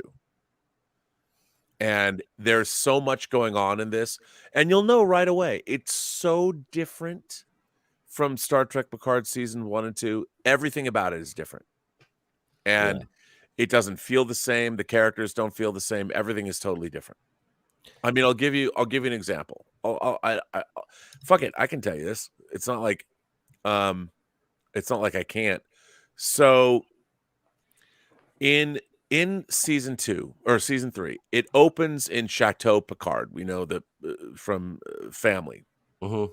After Laris leaves, Picard is packing up his chateau to go somewhere else. And he's sitting at the desk in his office, and you hear a familiar chirping. Mm. And you're like, huh, what is that? And then Picard's like, computer, where is what is that? And the computer's like, I don't know what this is. So Picard is looking around, and you hear this chirping. We know what it is, but he doesn't know what it is. He's looking around, and he's looking around all these boxes and everything. And he finally finds the box where this chirping is coming from, and he opens it up. And there is his season 3 TNG uniform. Mm-hmm. And what's chirping is his comm badge. That's 30 years old. And he's looking at this going, what is this? You know, and it's a signal he doesn't recognize. And he puts it in, and it's from Beverly Crusher. There is, I'll say this. There is an opening teaser with Beverly Crusher and a guy she's working with, and her ship is attacked, and it's a cold open, and we don't know what happens. And she gets to send this signal, and then she's shot and wounded.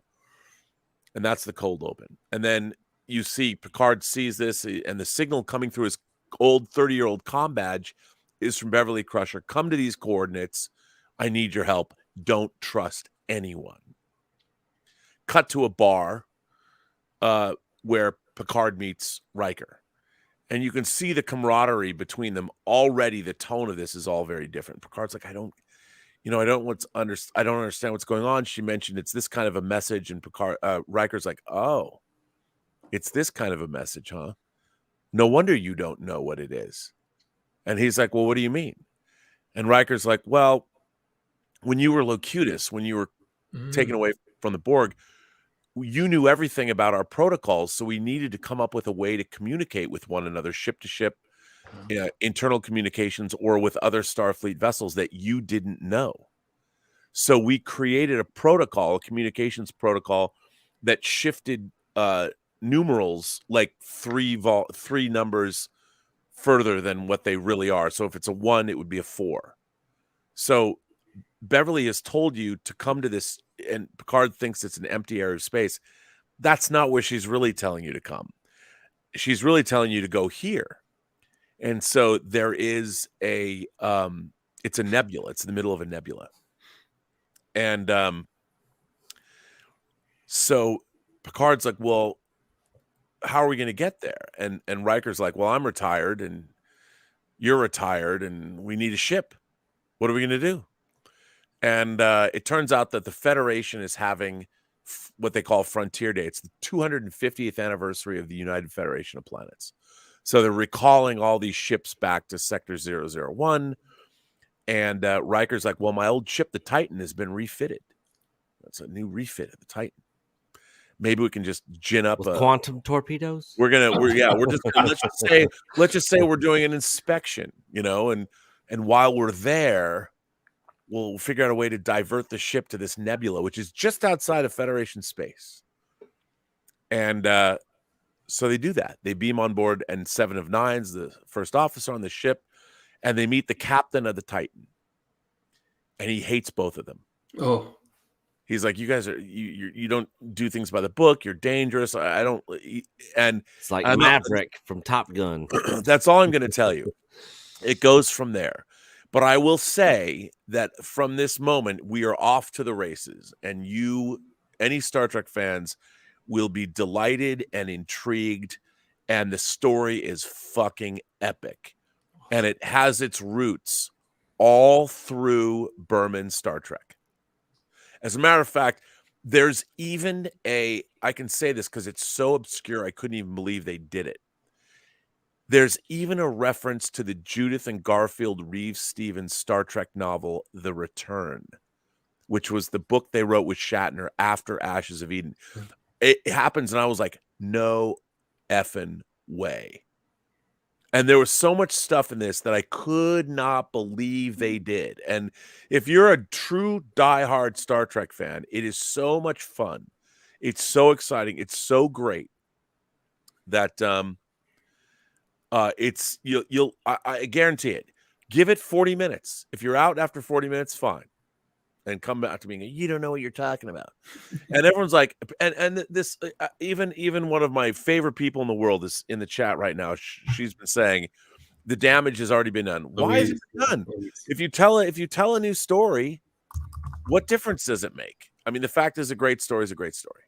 So I've seen a lot of people in chat ask this question, and I've also heard this outside of just tonight's stream. Do they address Picard being a robot and all that sort of stuff in this, or do they kind of bypass that? And it's like, that was my question. Yeah, no, they do. They talk about it, but for the most part, they don't pay much attention to it. Okay, I mean, it's not really an issue. It's brought up, but it's not really an issue because that whole thing is stupid anyway. It's the dumbest shit ever. Yeah, I mean, it's dumb because they dealt with why a human being should not be turned into an android in the first season of the original series, in one of the first 10 episodes of Star Trek. And what are little girls made of? Dr. Corby uses technology and creates an android body for himself. And of course, nobody remembers that. But they tell you this is why a human being should not be a fucking android, a robot, because you're soulless. So, I mean, so does Picard seem like Picard? Oh yeah, he always he's better. I mean, in Star Trek Picard seasons 1 and 2, Patrick Stewart is just being Patrick Stewart. Yeah, he's back in the character of Jean-Luc Picard, and it's glorious. So, Rob, I have to say, everything you've been talking about has been amazing. But when you had Doug and Terry on your show, and it's been some time ago now, I was transfixed. Right, just the amount of care that Terry Matalas. I helped him buy Christmas lights earlier today on Twitter. It's a whole different story. Terry Matalas. I mean, it was great. But I mean, just to see them talking about the show and the excitement and everything about the care that they put into it, I'm like, it's got to be worth the 40 minutes, right? There is so much in this show that is it's funny because I didn't know Terry Matalas. I mean, I knew who he was, but I didn't know him. Yeah. And I met him over Twitter, and then I ran into him at the John Williams concert at the Hollywood Bowl, but I didn't know him. And he was incredulous. He's like, he could tell I really had seen what I said I saw. And then we become friendly. But it's so funny. Look, all I can do is report what I saw. I loved Star Trek Picard season 3. There's nothing about it that feels similar to Star Trek Picard seasons 1 and 2. The way it's done, everything about it. I will tell you this though. I think the end credits, the main credits happen at the end of the episode. Mm-hmm. They're entirely full of spoilers. It's really, really, really, really, really, really, really clever, and you'll never know. Yeah, and as you watch it, you're like, oh. After each episode, you see more. The credits are the same. I mean, whatever names, but the design of it, the opening, the music. You'll hear them. Terry actually sent me a piece of music. I wish I could play it. I wish I could send it to you all right now. You'll listen to it and be like, oh my God. The music, it's all classic TNG music. It's all music from the movies and TNG. It's Jerry Goldsmith. I'm surprised you haven't sent it to me one night when you were drunk or something. I know, right? I mean, it's incredible. Well, it's incredible. I love getting late night tweets once in a while from Robert. It's always good stuff. Check this shit out.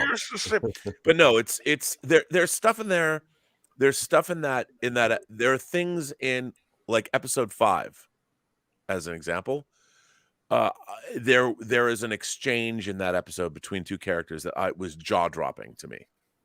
I was like, and it's.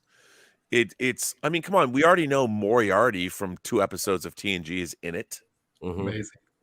I mean, and I asked Terry about that, and I'll leave that story for him to tell. But they were like, "Why do you what?"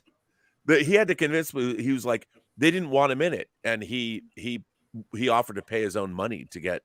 They're like, "Why do you want? Who is this person?" I don't know. He's a holodeck character. Yeah, Well, they don't know. Since Nick stole my question, do you have to have seen season 2 to watch this? Because you've sold me on watching this, but I really don't want to have to dredge. There's season nothing 2 in seasons 1 and 2 that have any bearing, other than the fact that people be like, wait, there's a few references to things. The only thing people will the first 5 minutes, you will meet Laris, the Romulan Laris, and people are going to go, who is that? But you can tell it's just an older woman who's hot and is a Romulan, and she's saying, well, we're going to go to this place. Never spoken of again.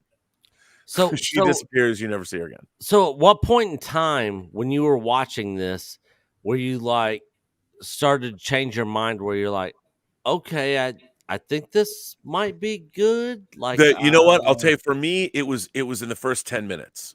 Wow, Well, the first 10 minutes? It was in the bar with Okay. Riker. It was in the bar with Riker when they refer back to Best of Both Worlds, and they talked about inter-ship communication. Because it was something that was canonically, it fit with what we'd already seen, and it was really clever. The idea, of course, they would have had to have come up with some way to communicate with each other within the ship that Picard, that Locutus wouldn't know. They had to come up with some new way, and the way it was done was really interesting.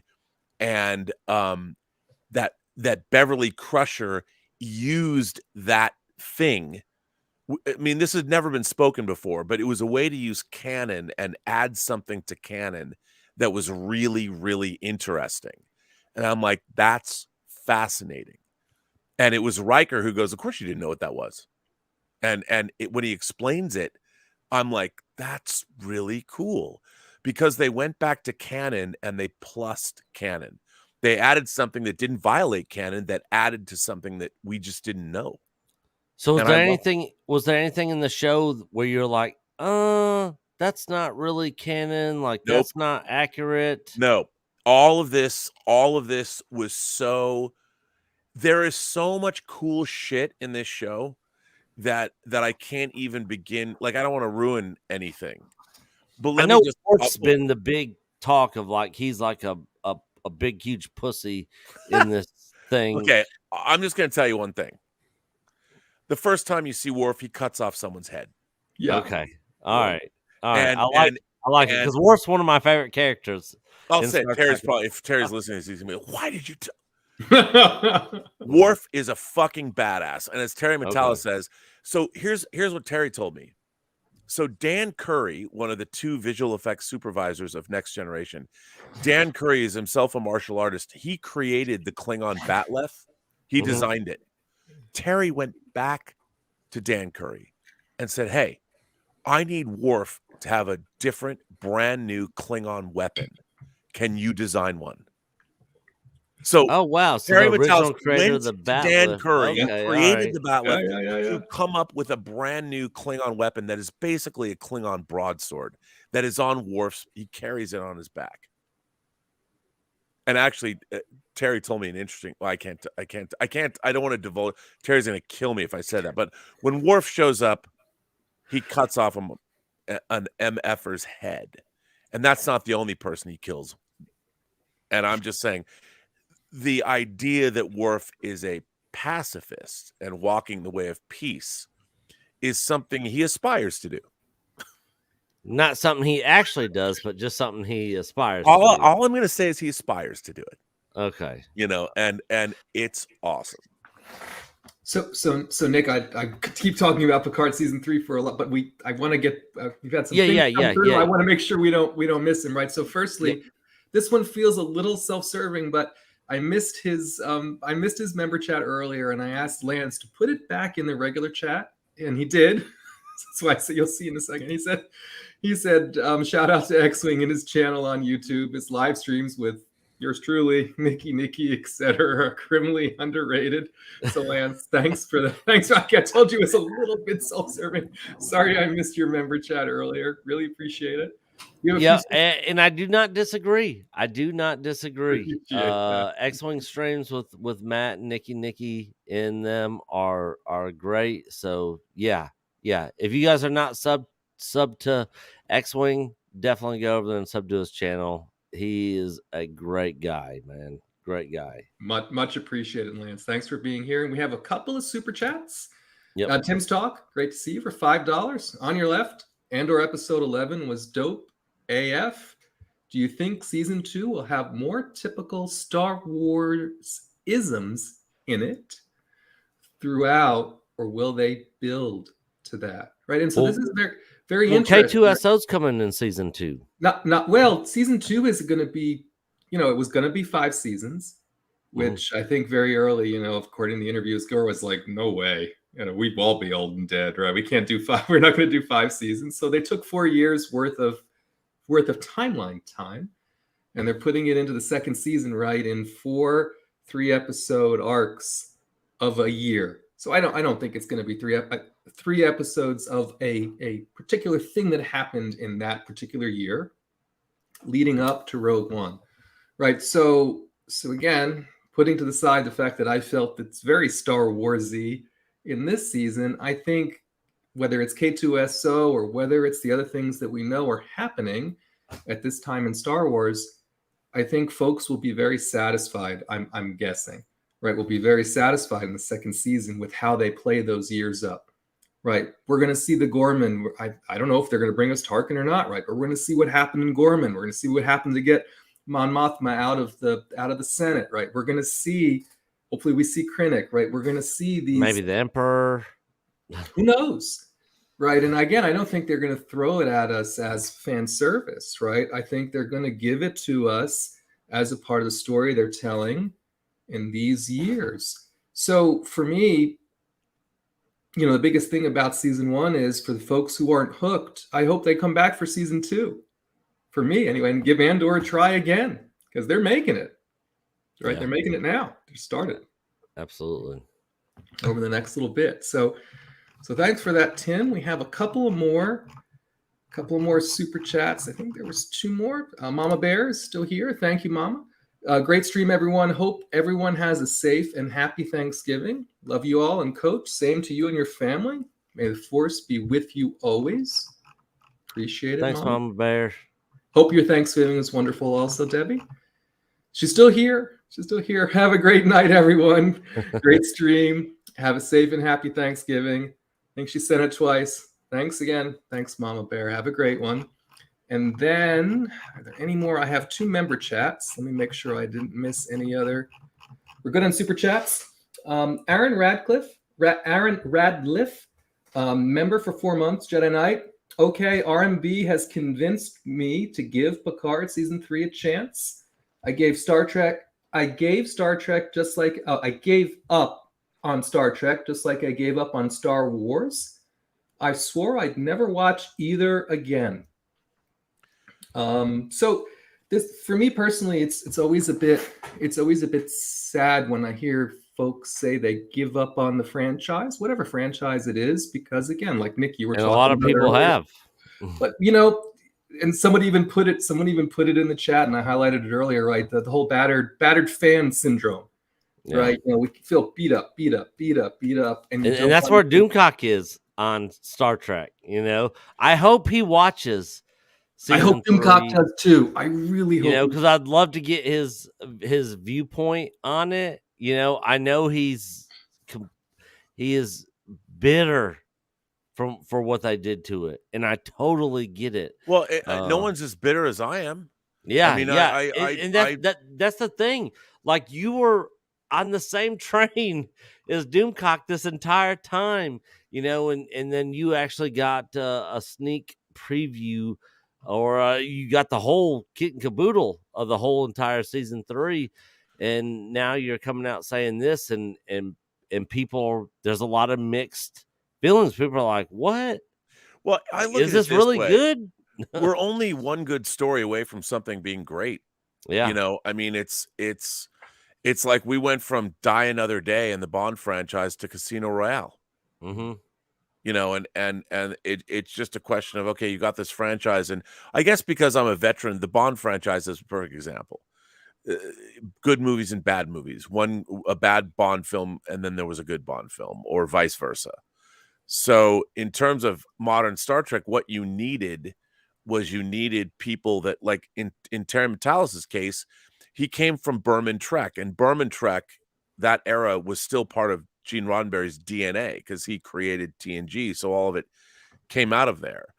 And it's like, I mean, it's silly to me, like, so people make shows and you want to stand on ceremony and be like, okay, I'm not going to watch that. But Terry Matalas put such care into making this show that why not just watch it and check it out? Yeah. You know, if you don't like it, don't watch it. But I will say this, as somebody that has hated Star Trek for the better part of a decade and a half, I was shocked. I was shocked by it. I was stunned. And is it perfect? No. Is there a little bit of Star Trek's greatest hits in it? Yes. And but like I said, it's a rousing. If you like First Contact as a movie, I like First Contact. And what I mean, First Contact has a lot of pulpy sci-fi I like the stuff. beginning of it. The beginning of it was what awesome. I was going to say is that's usually considered to be the best of the Next Generation films. Yeah, it's fun. It's got adventure. This movie feels like Star Trek, and it all takes place in effing space, man. Nice. They're on spaceships. You know, it's like, let's go on a spaceship, and everybody in it is, first of all, I don't think the TNG cast has ever been better acting wise. They're all clearly having a great time. Jonathan Frakes is loving life. Gates McFadden has more to do. So does Deanna Troi, and Geordi is kind of like this Zen elder statesman guy. Michael Dorn is loving it. Michael Dorn has such a great part. Wait, I mean, what can you tell us about Brent Spiner as lore? Can you just give us a little something? No comment. Oh, damn you! Damn you! I will say this: like, my favorite moment in First Contact was when Worf stood face to face with Picard and was like, "If you were any other man, I would kill you where you stand." Let me just say that Worf is one of the highlights of all 10 episodes. He's not in all 10 episodes, but when he's introduced, he's one of the highlights of the show. Yeah, he was one of my favorite characters in DS9 when they brought him in. There's also, by the way, they haven't even shown a lot of the main cast yet. There are actors, there are main cast members that haven't even been shown in the trailers or anything, which I find kind of interesting. All right. Like, go ahead. I mean, they're great. I mean, there's a douchey Starfleet captain that is great. Then there's that guy Ed Spaliers that works with Beverly Crusher. He's great. And there's a lot of secondary cast and Amanda Plummer. People think, by the way, let me just say that it is not a story about Amanda Plummer taking revenge. She's just a part of a much bigger plot that's happening. And it's funny because everyone's like, hey, it's just a revenge. No, it's not. And by the way, she fucking straight up murders motherfuckers. I mean, she kills people, and it's great. And she's a maniac. 2 more points of business, Nick. One more member chat from Dan Crane. He was just saying, "What's up, LABN panel and chat?" So Dan Crane, thanks for being here. Thanks for being a member. And one more thing that I actually meant to say this the last time I was on, and I missed it. Right, the Matt Cave. We're trying to get Matt Cave's subscriber count up. Member of the channel, wonderful guy. He's been on before. Yeah, love Matt Cave. Please even though I hate that he stopped his Final Fantasy VII remake videos. Go and give him a sub. He was trying to get to 500 subs by the end of tonight. Tonight was the deadline. Right, it's very close. Very close. Yep. So if you have a notion, X-Wing's put a link in the chat. Please go and subscribe to. Got to keep the Matts going, right? Go and subscribe to the Matt Cave. You'd love his content. Love it. Yeah. All right, that's it for the housekeeping. Sorry about that, guys. Just want to make sure we get those. So, Tom, Where after hearing everything, yeah, and I know you've been hearing this for a while from Rob and other places and stuff. I'm guessing you're not on the same plane of Doomcock where he's kind of in the realm of complete rejection, not watching it at all. It doesn't matter. Now, I think Doomcock's going to watch it. I think he's going to watch it, and I think he's going to review it. I'm curious to hear his take on it. I don't know how he couldn't watch it, at least for his audience, and give his actual take on it. And he's called me out too. Not. Like he, I watched that. I watched that stream that you did on that. And the thing is, I've talked to Doomcock behind the scenes, and he loves you to death. It's not like it's like anything. Oh no, personal, and that's the thing. I have no problem with him either. I mean, the thing is, Doomcock is a tremendous entertainer, and I love his shows and what he does and all that stuff. And it's and I didn't feel like I that's why I did a response to him. I said a measured response to Doomcock. Yeah. I mean, Me and Mexican Iron Man were both in that stream when you did that live stream responding to Doomcock. I loved it. It was a great stream. I just think that he will do himself a disservice if he doesn't watch it. Here's the thing: Star Trek PICARD season 3 is fun. It feels like Star Trek. It has a big, epic, sprawling plot. It's got a mystery, a conspiracy. It brings back characters you are surprised by, old and new, and it feels like a rousing Star Trek adventure, and it feels like the best Next Generation movie we never got until now. And everybody's at the top of their game. The actors are having a great time. And there's some very surprising stuff, and it's just fun. People ask, is it like Andor? No, it's got a lot more of that swashbuckling space adventure fun in it, and it's all about camaraderie. And I'll tell you something else. There's a moment in the show, it's actually in episode 4, where everybody has to do their part in order to save the day, essentially. And it feels very Star Trekian in that. And I think it might be Picard or Riker who says, look, all of you have to perform, and we need all of you together. The only way this is going to work is if we all do our best. And it just feels very Star Trek. And it was really and there was a time when I watched it. I think it was like I was in there's something that happens in episode 5. I stopped what I was watching. I threw up my hands. And I'm like, how did Terry Matalas do this? How is he able to do this? Because it's the antithesis of modern Star Trek. Everything we've seen so far, it's complete throwback. Well, I mean, as far as the question goes, like as far as how Doomcock feels about it, I mean, I understand to a point where he's coming from. Like to him, it's kind of like all or nothing. Kurtzman has to go, or it's but that's not realistic in terms of I know, and I've tried having this conversation with him in front of and behind the camera, however you want to put it, where it's like, we have to reward the good things, and we have to, at least say when they're doing something right, regardless of who's in charge. And the thing is, Doomcock does do that with Star Wars. Yeah, and that's the thing. And I tried making that point, but he shut it down. And that's, he's being a bit stubborn about it, and that's understandable. I understand. And at the same time, he's trying to hold on to his, he's trying to stay to this whole thing of, not an inch until Kurtzman's gone kind of thing. And I can respect that as well. I can too, but, I would say this. Kurtzman really didn't have any involvement with this, right? What's that? No, he didn't. Really didn't have any involvement with season. As a matter of fact, at the time I first saw what I saw, he hadn't even seen any of it. Wow. And I'll tell you something. There's stuff in this. There's some little things that happen in this. I was like, like stuff I couldn't even believe he got away with. Like there's stuff, and it's little subtle things that only there's just stuff that I couldn't believe. I was like, oh my God. So, And so I are couldn't you going to do believe an episode by episode breakdown when the season drops? Yeah, it looks Okay. like I can't announce it yet, but there's going to be it looks like there's going to be a very interesting after show I'm going to be doing. Okay. Let's say it'll be the antithesis of Will Wheaton's after show. Good. Okay. So, all right. So Tom, I have to run though. I've got to run. All right. Rob, great to see you here. Thanks for Rob, coming real by. quick, Rob. Rob from Order42 Show.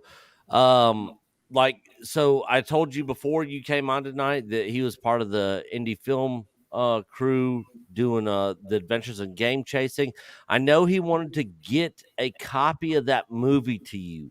What is the best way for him to get a copy of that movie for you to check out? Because I've watched it and I know all the guys involved, and it's actually a really good film. The best place. And I'd love to get your thoughts on it. If you want to send me anything, like send me a link on Twitter or on Instagram. Yeah, I think I hit you up a few months back, and I know you're busy, so you probably didn't even see it. But yeah, I'll hit you up look again. though. I'll look again. Yeah, so I'll make sure Rob sends that to you tonight, so that it's kind of fresh and refreshed at the top of your DMs on Twitter, and so that you can check it out. Awesome. All right. Thanks, Rob. Thanks for gents. For have coming, a great one, for R&B. coming by. Good to meet you. Good to I'll see you, guys brother. later. All right. Bye. Did you have anything else for me before I headed out? Yeah. What was up? Oh, I was just saying. So you're actually gonna watch the show? Are you kind of interested after kind of hearing, or are you kind of like, You know, I mean, I trust Robert's judgment, and I've talked to him enough, and I know him well enough that, and that's kind of where I'm at. Because you I know, was I checked out of season 2. I didn't watch a single episode, and I wasn't going to watch a single episode of season 3 either. right. So, I mean, if Andre really wants me to, and just off of the things alone that Robert's saying, yeah, I'll probably check it out. I'm just debating on whether or not I'm going to go through season 2 or not. I'm not going back to season 2. I, as someone who's watched all of season 2, again, I watched it for Q, right? I really was interested in that. I don't think you're missing anything, right? As much as I had a good time watching it, but it doesn't sound like it's relevant. So yeah, I have his John Delancey's autographed picture over right by my door there. So I thought he did great, and there was a couple of scenes between him and Patrick Stewart that brought a tear. Right, there was one scene in particular that actually brought a tear to my eye because of what they were talking about together and what was going on there. So I thought that was wonderful, but again, it's a tough one for me to then say, okay, go and watch it. Right, I don't. But I'm very jazzed about season 3. Very jazzed. Yeah.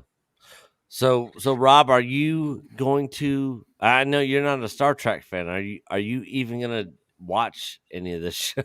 Everything he was saying was like all the right things for me. Like it sounded awesome to me. Because because for you being kind of an outsider Star Trek fan, yeah, like I would like to see your reactions because season 3 is very controversial at this point in time. I'd love to see your reviews of the episodes of season 3. Yeah, I've seen all the movies. I haven't watched all of. I might have checked out at Deep Space Nine at about the same time. Oh, Deep Space Nine was awesome. You know what I mean? It's yeah. I don't know. It's I know Billy is the huge Star Trek guy. Yeah, he's huge. Yeah. I don't know. I don't know if he even. I don't think I've ever talked to him about Picard. I don't know if he's ever watched them, but it's just Star Wars was always my thing. You know? Yeah. Same here. Like the thing is with what they did with Star Trek, it was easy for me to check out a Picard season 2 because I'm not the biggest Star Trek fan. I like Star Trek. I do. I've seen all the movies. I watched the TV shows. My dad's a huge Star Trek fan, but I wasn't the biggest Star Trek fan. So it was easy for me to check out, sort of similar to you. Star Wars is my thing, even though if I think it is complete shit and sucks, I'm still gonna watch it because it's Star Wars, and even though it's not really Star Wars, I'm gonna give my opinions and thoughts on it just because I'm a hardcore Star Trek fan or Star Wars fan, and I used the example earlier with Gary from Nerdrotic. With he was easily able to check out a Star Wars, but he's reviewing Rings of Power every single week because he's a hardcore Lord of the Rings and Tolkien fan. Same thing with the Star Trek stuff. He reviewed it as well, even though he knew it was complete shit. He still watched it, and that's kind of where I am with Star Wars. Yeah, I still watch it, even if I think it's complete shit. Plus, we're a Star Wars channel, so Yeah, you kind of hard to be a Star Wars channel without watching. Exactly. I saw someone in the chat were like, "Can we move on to another topic?" And I'm like, "Well, it is a Star Wars." When we're talking about Andor, I said, "It is a Star Wars channel. We kind of have to talk. You kind of have to talk about it." Yeah, yeah. Well, we kind of got to. All right. Well, did we have anything else, Matt? Or so I don't need to bring up any more articles, right? But so two other orders of business. One is the watch party, obviously. But do we want to run some giveaways now for folks? Oh yeah. Yeah, let's do the giveaways. So we got 117 people here right now. So we'll do the first giveaway for this original SNES cartridge. With all three Super Star Wars, Super Empire Strikes Back, Super Return of the Jedi on it. That I'm going to send to everybody. This will be the very first one, the very first giveaway. And I know Matt's got to set that up. Yeah, so if you guys have a Super Nintendo, because this will only play in an original Super Nintendo, so you make sure you guys have the console, unless you just want to just keep this to display on a shelf or something. Matt is going to put what you need to type in the chat specifically. I was going to put Nintendo, but it's hard to. We're just going to do game. Game. Yeah. Game all lowercase will probably be a lot easier. Game. Yeah. And that will get you authorized. It's set up and ready to go now. So I think go ahead and if folks start typing it. Let me make sure the Nightbot, sometimes it's squirrely. So folks start typing game if you're interested. If you're not interested in what he's giving away, don't type it. Yeah. If you have a SNES, all three original games on it. All right, it's working. So I see people getting registered. Okay. So keep going if you will. Folks who are interested. And the next big meetup is going to be Retropalooza Houston next year. Rob, I'm guessing you're going to be there. I mean, I would hope so. Yeah. Okay. So Rob will be in Houston next year when we do that meetup. The guys who actually design and make these cartridges will also be there. They make a lot of other OG SNES cartridges with a lot of like all the Mega Mans, all the Marios that are on there. So they'll be there. That's actually where I got this cartridge from. I actually bought this and completely forgot that I had all the original games on cartridge already. That's how little I actually play my Super Nintendo these days, that I had completely forgot that. Yep, that'll be in Houston, Texas. Do you know what the date is on that, Rob, or has Jay announced that? Or let me see. I might. I want to say it's in. I want to say it's in April. I know the EBN meetup got pushed to May. Yeah, April 22nd and 23rd at the Pasadena Convention Center. Yeah, so April 22nd, 23rd in Houston. And then, of course, the EBN meetup in Nashville, ICCC Con in Nashville will be the following month in May. All right. Last call for entrance on this one. I'm going to roll it. So anyone else interested, going once. Carbonite. Going twice. All right, here we go. I'm rolling it. Let's see who wins. Darth Wizzy Wizard. Well done, Darth Wizzy Wizard. Darth Wizzy Wizard is the winner. So be sure to email us. EchoBaseNetwork@gmail.com. I'm putting it in the chat just so that you have it. EchoBaseNetwork@gmail.com. Put SNES Star Wars cartridge giveaway, whatever, in the subject line. Send me your address, and I will ship this thing out to you on Monday.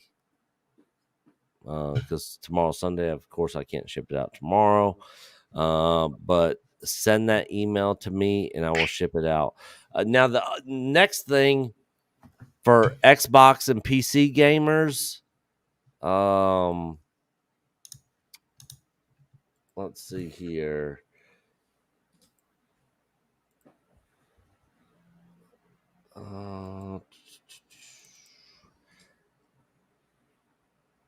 Is the Game Pass? You're giving away the Game Pass next? Xbox Game Pass giveaway.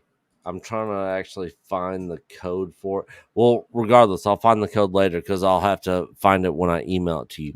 So if you're on PC or you have an Xbox, I have a code for Xbox Game Pass where you can play all the games you want to for free for 2 months on PC or... Oh, we lost Rob. On PC or Xbox. And so we'll do pass. PASS. Yeah. So we'll pass just do lowercase pass PASS. It's Rob's back.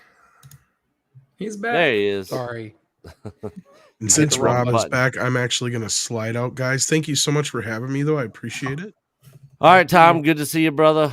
And I'll see you. Are you going to be on Mr. H Reviews Tuesday? Should be there. Should be. Okay. Should be. Yep. All right. I'll see you there. Take care, All right, boys. Tom. Have a good night. Thank you. Bye-bye. So far, only Johnny Wingate might win easily, right? Anyone else want it? So far, only one person has typed pass. Right? Yep. So anyone else who's in Hey, I had it for free. I got it for free. So I was like, hey, I'm not going to use it because I'm not a Xbox gamer. I don't have an Xbox, but I know some people out in our audience probably got kids that play Xbox or have PC that play Xbox games or whatnot. So I was like, I got this free Game Pass. I'll give it away on the channel. So KG, it's a Game Pass. It's a Game Pass for the gaming, so you can get the games for free, basically. Yeah. Okay. K is out. So does anyone otherwise I'm gonna give it to Johnny Wingate. Does anyone else want this, or is it Johnny's? Anyone else? All right, well. Yep. So it looks like Johnny is gonna get it. Just to make it official, I rolled it. Right. Johnny Wingate. Well done. Well done on the Game Pass. Yep. So Johnny is getting it. And I'm still trying to find the oh, there it is. I found it. Xbox Game Pass. So Johnny, just email us at echobasenetwork@gmail.com and I'll send you the code. You can put that in on your Xbox or PC to get Xbox Game Pass and play free games pretty much for 2 months. And then Matt Rissman has a George Lucas Stormtrooper Star Wars Stormtrooper figure. Who wants it? And Rob, if you don't have this, because I gave Melvor one in Dallas at Retropalooza because I had two. Matt sent me one, but I forgot that I ordered one. And so the one I kept the one Matt sent me, and I gave Melvor the one I ordered for myself. So if you want to get in on this, then type George. If you want to get in, type George. Okay. George in the chat. That feels weird for me to. But okay. Type George. Yep, all lowercase. Just George. I don't want to type it because I don't. And I got an X-Wing. I got another one for you to give away too. So we've got other chances for George. Oh, X-Wing's trying to get. Does the X-Wing already got one? Yeah, he's already got one. He's got more than one. But I I picked up an extra 2, one to give away on EBN, and one to give away on well, X-Wing. if X-Wing wins this, you got to roll again because he's already got one. Yeah. I'm not gonna let X-Wing win again. Yeah, I see you, X-Wing, putting George in the chat. People are interested in this. Your Game Pass. Fuck the Game Pass, right? People want George the Stormtrooper, right? We're not a gaming channel. We're a Star Wars channel. Oh, no, so it makes sense. Sure, But I knew somebody out there probably had kids or grandkids or somebody that was into gaming. Because we do talk about it on occasion. I left something out, by the way, and maybe people don't care, right? But Squadrons is free. Coming up, Squadrons, the game, is going to be offered for free, right? If anyone's interested. On PlayStation Network? No, on PC. Oh, Squadrons okay. on PC is going to be for free. I zoomed past it. I had it in the show notes. So if folks are interested in that, hit me up or email. I've got you can find it. Comicbook.com did an article about it. You can get, it's coming up very soon. For a period of time, Squadrons will be offered for free on the PC. So if you're into that, Battlefront, X-Wing VR mission, best Star Wars game experience I've ever had in my life. Hands down, ever. Absolutely loved it. I fucking hated Squadrons. The first thing I did was do a barrel roll, and it almost made me sick. Yeah. I thought I was going to throw up the entire time. It was awesome, though. It was sweet. Like the story. So I just it's in the chat. If you're interested, I just put it in the chat. Click into that comicbook.com article and you'll find all the information about how to get Squadrons for free. Cool. All right, George. We got 17 people. George popular. Anybody else? Before I roll it? Last chance. Going once. Going twice. George Stormtrooper all right, here we go. figure. I'm rolling Let's see who won it. What size is that OLED you have, Nick? Paul Anthony. The one I have in my living room. 65. Okay. That's the one, the Darth Vader one. Yeah, the Darth Vader one. Oh man, it's so cool. Oh, dude, if you're ever coming through Birmingham, you gotta stop by my house, man. Okay. Like you gotta check out the shit that I got here. I got fucking arcades here. I got fucking Darth Vader TV here. Man, I've got it's like a frat house, but I'm not married, so I can do that kind of shit. I can't show you. Paul Anthony, email to echobasenetwork@gmail.com, and then I'll coordinate with Nick and Coach. Okay, Paul Anthony won. All right, Paul Anthony is the winner. Yep, Paul Anthony. So email us at echobasenetwork@gmail.com. Oh, Darth Scipio, brother, I'm so sorry, Darth Scipio. I'm sorry. I'm so sorry, man. Oh, man, mea culpa. I'm sorry. It's Nightbot. Blame Nightbot. Blame Nightbot. Sorry, I was going to show you some of the stuff. Go ahead. And I can't move the camera, but I have that. I don't know if you can see that. Oh, cool. Sweet. That is cool. That is Dave Dorman, who did a lot of the cover art for the Star Wars Legends comics. Mm-hmm. And you can see at the bottom there, he did one of the pencil drawings. I got to meet him, and he was amazing. There's the top of my shelf that you can't see. Nice. Oh, is that a TIE bomber up there? Yeah, that's the original. No, that's the original TIE Advance Lego. And then that's some TIE stuff there. Advance. Okay. Oh yeah, it's Vader. But anyway, I just wanted to show off. Yeah, I know that was one of the things I wanted to talk to Rob about was the guys that did the special effects on Adventures in Game Chasing that worked on Star Wars. Yes. Yoshi and David. Yeah. Yep, Yoshi and David, who worked on the special effects for Star Wars, worked on the special effects stuff for Adventures in Game Chasing. Yep. If you guys have not subbed to Rob at ORDER42SHOW or the Game Chasers, go sub to them. The movie is Adventures in Game Chasing. It's fucking hilarious. I loved it. I pre-ordered it. I'm still waiting on Billy to get that shit together and actually start making shipments come out. I thought I'd received my copy by now, but I Blu-ray? understand how it goes. I know because we had our own movie Blu-ray copy where we had to sign and get it together. It's a long process, and It's and awesome. I know how it is. So Nick, I will say we haven't played any videos for anyone doing anything tonight, but I'm going to do one at the end. I have one video that I feel like we absolutely need to play because it's happened a lot. And in memory of Coach, who's not with us tonight, here we go. N-O, N-O, no, no, no, no, no. N-O, N-O, no, no, no, no, no. N-O, N-O, no, no, no, no, no. N-O, N-O, no, no, no. One time. We had to do it at least one time, right? We've broken every I saw people calling for it earlier, and I was like, I ain't playing the fucking no-no song tonight. I had to play it one time. Ain't doing it. Oh, man, was that gold edition? Yeah, that's the carbonized edition, and it's signed by Yoshi, who worked on season 1, episode 4. I see. Yeah, because he worked on Mando too, right? Yeah.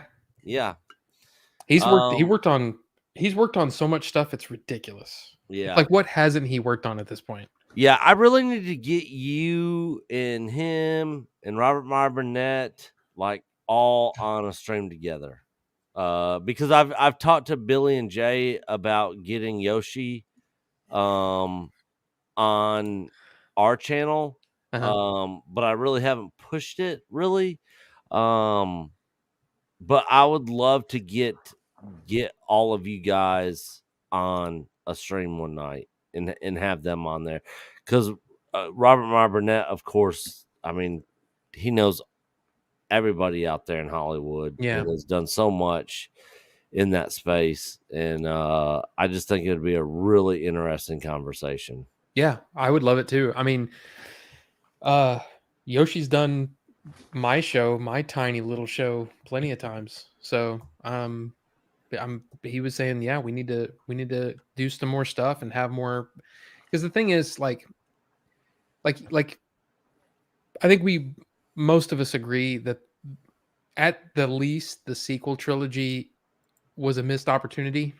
Yeah, you can say it's all everywhere from that to I hate it, but the artists did an amazing job, and Yoshi and David, some of the stuff they did, it's like it's so good, but I can't stand that movie. You know what I mean? It's such a weird thing. So it's really cool to talk to some of the artists who put, really their heart and soul into those movies, and they get unsung because we hated the movie, but we can hate the writers, but the people that worked on that movie, they deserve a lot of credit. Yeah, and the thing is, like, I never complained about the look of the sequels, or the cinematography of it, or the CGI, or any of that. It was literally the story in the characters, right? So I think a lot of those people get overshadowed, because of the bad story,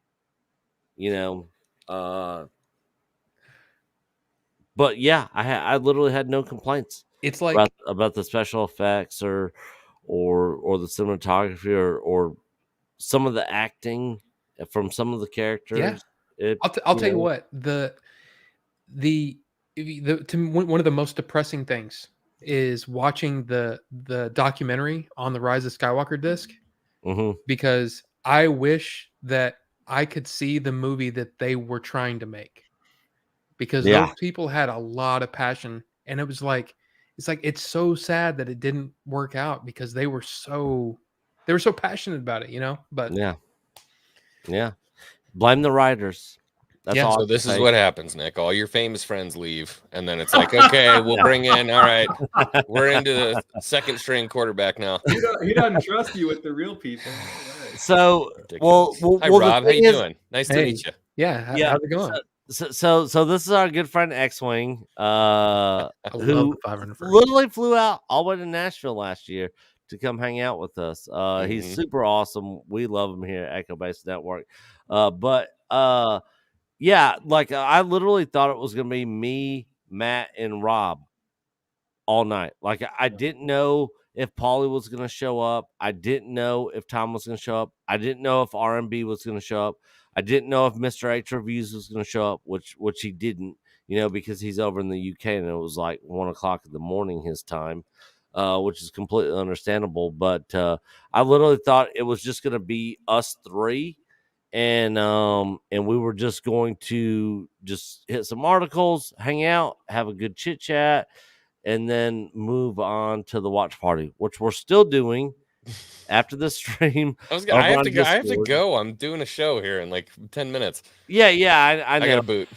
But you asked earlier in the show if we were doing pop-ins. We are doing pop-ins, but guess what? You're the only pop-in next You're week. the one I'll take it. If that's all I get, I'll take it. Poor John Graber has been trying to keep awake, and I was finally like, go to bed. No Yeah. problem.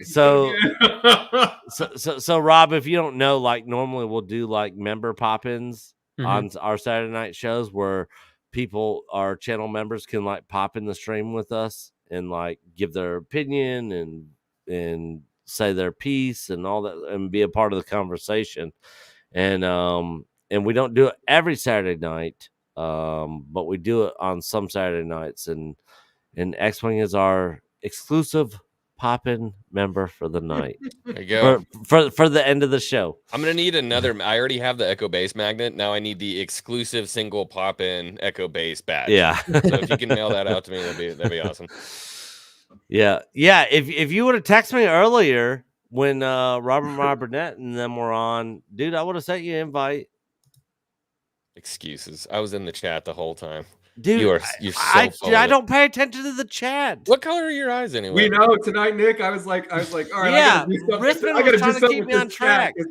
Like, I don't pay attention. Like I'm trying to manage and do other things over here. Like I'm literally, I probably saw so many chats go by that I never even saw. I was like, all right, I'm just gonna do it. I saw you let him talk. All right, I'm gonna go get ready for my show. Rob, we have to talk sometime. We gotta yes, talk sometime. Absolutely. Yeah, good to meet you. Yeah, I gotta go. But great show tonight. Great show tonight. It was awesome. Thanks. Hey, that's what happens when coach isn't here. That's Great what I'm shows, saying. man. Maybe maybe coach. Maybe take a break. Maybe take a little break every once in a while and just let when Nick coach do his isn't thing. here, I go all out trying to get because I'm Same. like crap. Yeah. Like I gotta do this by myself. Like I got Like almost 200 people in here tonight. You had famous people on. It's just like, coach. Yeah, I don't know. We'll be happy to see you. Take a break, coach. Yeah. Oh, take a break. Did you see the video from the Game Chasers to coach earlier? Yeah, I said, what in the basement in Idaho is going on here? Yeah. I love you guys. I'll see you later. Bye. All right, see you. Bye. All right, so we're going to Discord. I've been trying to Discord. See me if you're not already a Discord member. Is this a members only? Are we doing members only for this watch party, Nick, or is it? Yeah. Well, members only is the only way they can get into that watch party channel, right? Yeah, it just depends on where you want to. It depends on where you want to do it. We can do it in the. We can do it there, or we can do it in the one. It's up to you. It's totally up to you. Yeah. It's a members only part. Members only. So members only part. Members only. Members come join us in Discord for a movie that they would never make today. Yeah, maybe a bit of a cancelable, but Planes, Trains, and Automobiles. It's a classic. And it is a classic. That movie. This time of year is hilarious. when you should watch Planes, Trains, and Automobiles. Yeah. Rob, do you know the movie? Oh yeah. All right. What thoughts, real quick? I mean, what can you? I've seen it so many times. Yeah. I haven't seen it in probably 7-8 years or something like that. Oh, but I was actually I have a pre-order in on that 4K as well. And it's a bummer to hear that it's not a good transfer, but yeah. we'll see what happens there. It's a classic. Yep. Yeah. Gay Ambrosia actually messaged me with the photo. Yeah, with the photo. I got it. With Del Griffith's wife. that he has next to his bedside in the movie. Huh. So I'm literally gonna print this out and frame this for people That's in my great. family That's great. because we watch this movie every single Thanksgiving. Everybody in my family watches this movie. And it's Thanksgiving time. We're gonna take a little detour from the Star Wars sci-fi thing and watch a good, funny, classic 80s comedy with John Candy and Steve Martin. If you guys haven't seen it, come over to Discord. Even if you have seen it, come over to Discord and hang out and watch it with us. We'll chat before and after. But before we jump out of here, Rob, tell everybody what you got going on. Tell us a little bit about your channel, where people can find you. All right. My name's Rob, and I'm from the Order 42 Show YouTube channel. Things have been blowing up over there because I did a review for an Indian film called RRR, and my channel blew up. So, I've been doing one every now and then to do that, but I also just do movie reviews. That's what I'm all about, movie reviews, and I'm reviewing Andor every week. I was doing Rings of Power. Of course, that's over, and we'll see what happens next. But yeah, the reason that I did this channel is because of Billy and Jay from the Game Chasers got me to quit my job to work on their movie, and then during the pandemic, I needed something to do, so I started doing movie reviews. So that's that's pretty much it. I hang out over in your stream from time to time. Rob is a great guy. And you guys should definitely, everybody in the chat should definitely go sub to him. We've been putting links out to his channel in the chat all night. He's fucking awesome. And we love him here at Echo Base Network. And Houston and Dallas next year, Retropalooza. April 22nd, 23rd. Yep. That's He right. will be there. So fun. Yep, I want to appreciate. I want to say thanks to you, Rob, for hanging out and being a part of the stream tonight. I know it was kind of crazy with everybody coming in. It was awesome. Yeah, great to see you again. Great to see you again. Yeah, Rob. thank you, man. Thank you. But the main reason I invited you on tonight was because I knew RMB might show up tonight, so I wanted you to be here this time. Yeah, if he showed up, to tweet at him again. Hopefully, he'll read my message. I don't think he read it the first time. Yeah, man, he gets so many messages. Oh, I'm so sure. many. I'm sure. So if you just put in there like, "Hey, this is Rob from the Echo Base Network stream tonight," he'll see it. And if I gotta send him a DM on it as well, I'll do it. He's also on Facebook. I don't know if you're on Facebook. Yeah. If not, I can send you a link to his account that he's mainly on, that I message him on. But yeah, I would love to get his reviews on the Adventures in Game Chase. That would be well, I mean, just for me personally, I think that'd be really cool. Yeah. Chris Gore's another one I would love to get his review on. Well, I'll just say this. I've been put in charge of some of those links. Oh, really? So yeah. So I mean, of course, I have to run it by the guys, but yeah, I mean, I've already told them if Robert Meyer Burnett asks for a code, I'm giving him a code, and they're like, okay. So yeah, in Film Threat, Chris Gore's channel, they actually reviewed our sequel trilogy documentary. I would love to see an article. I'll get with you later. And we'll talk behind the scenes about that, because I'd love to see them write up an article on the Adventures in Game Chasing. That'd be great. That'd be great. Well, thank you, everybody. Thank you, guys. All right. Yep. Thanks, Rob. Thanks for being here. We'll talk. We'll take and talk to you soon. Absolutely. All right. See you. See you later. Bye.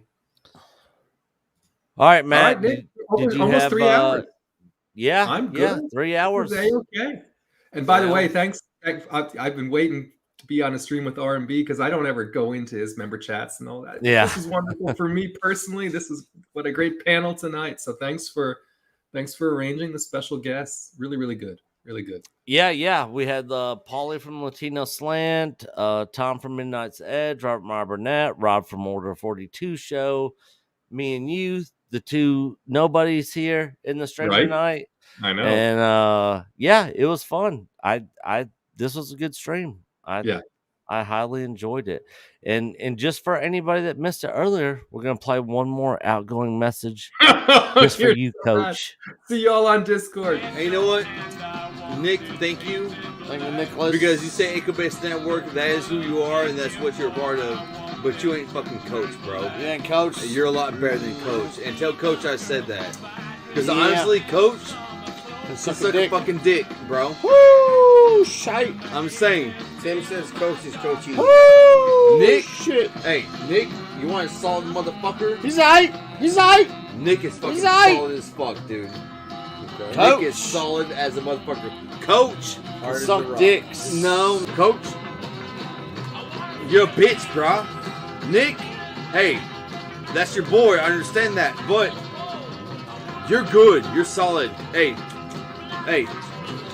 you're recognized as real in my book. Nick, you're real. That's all I gotta say about that.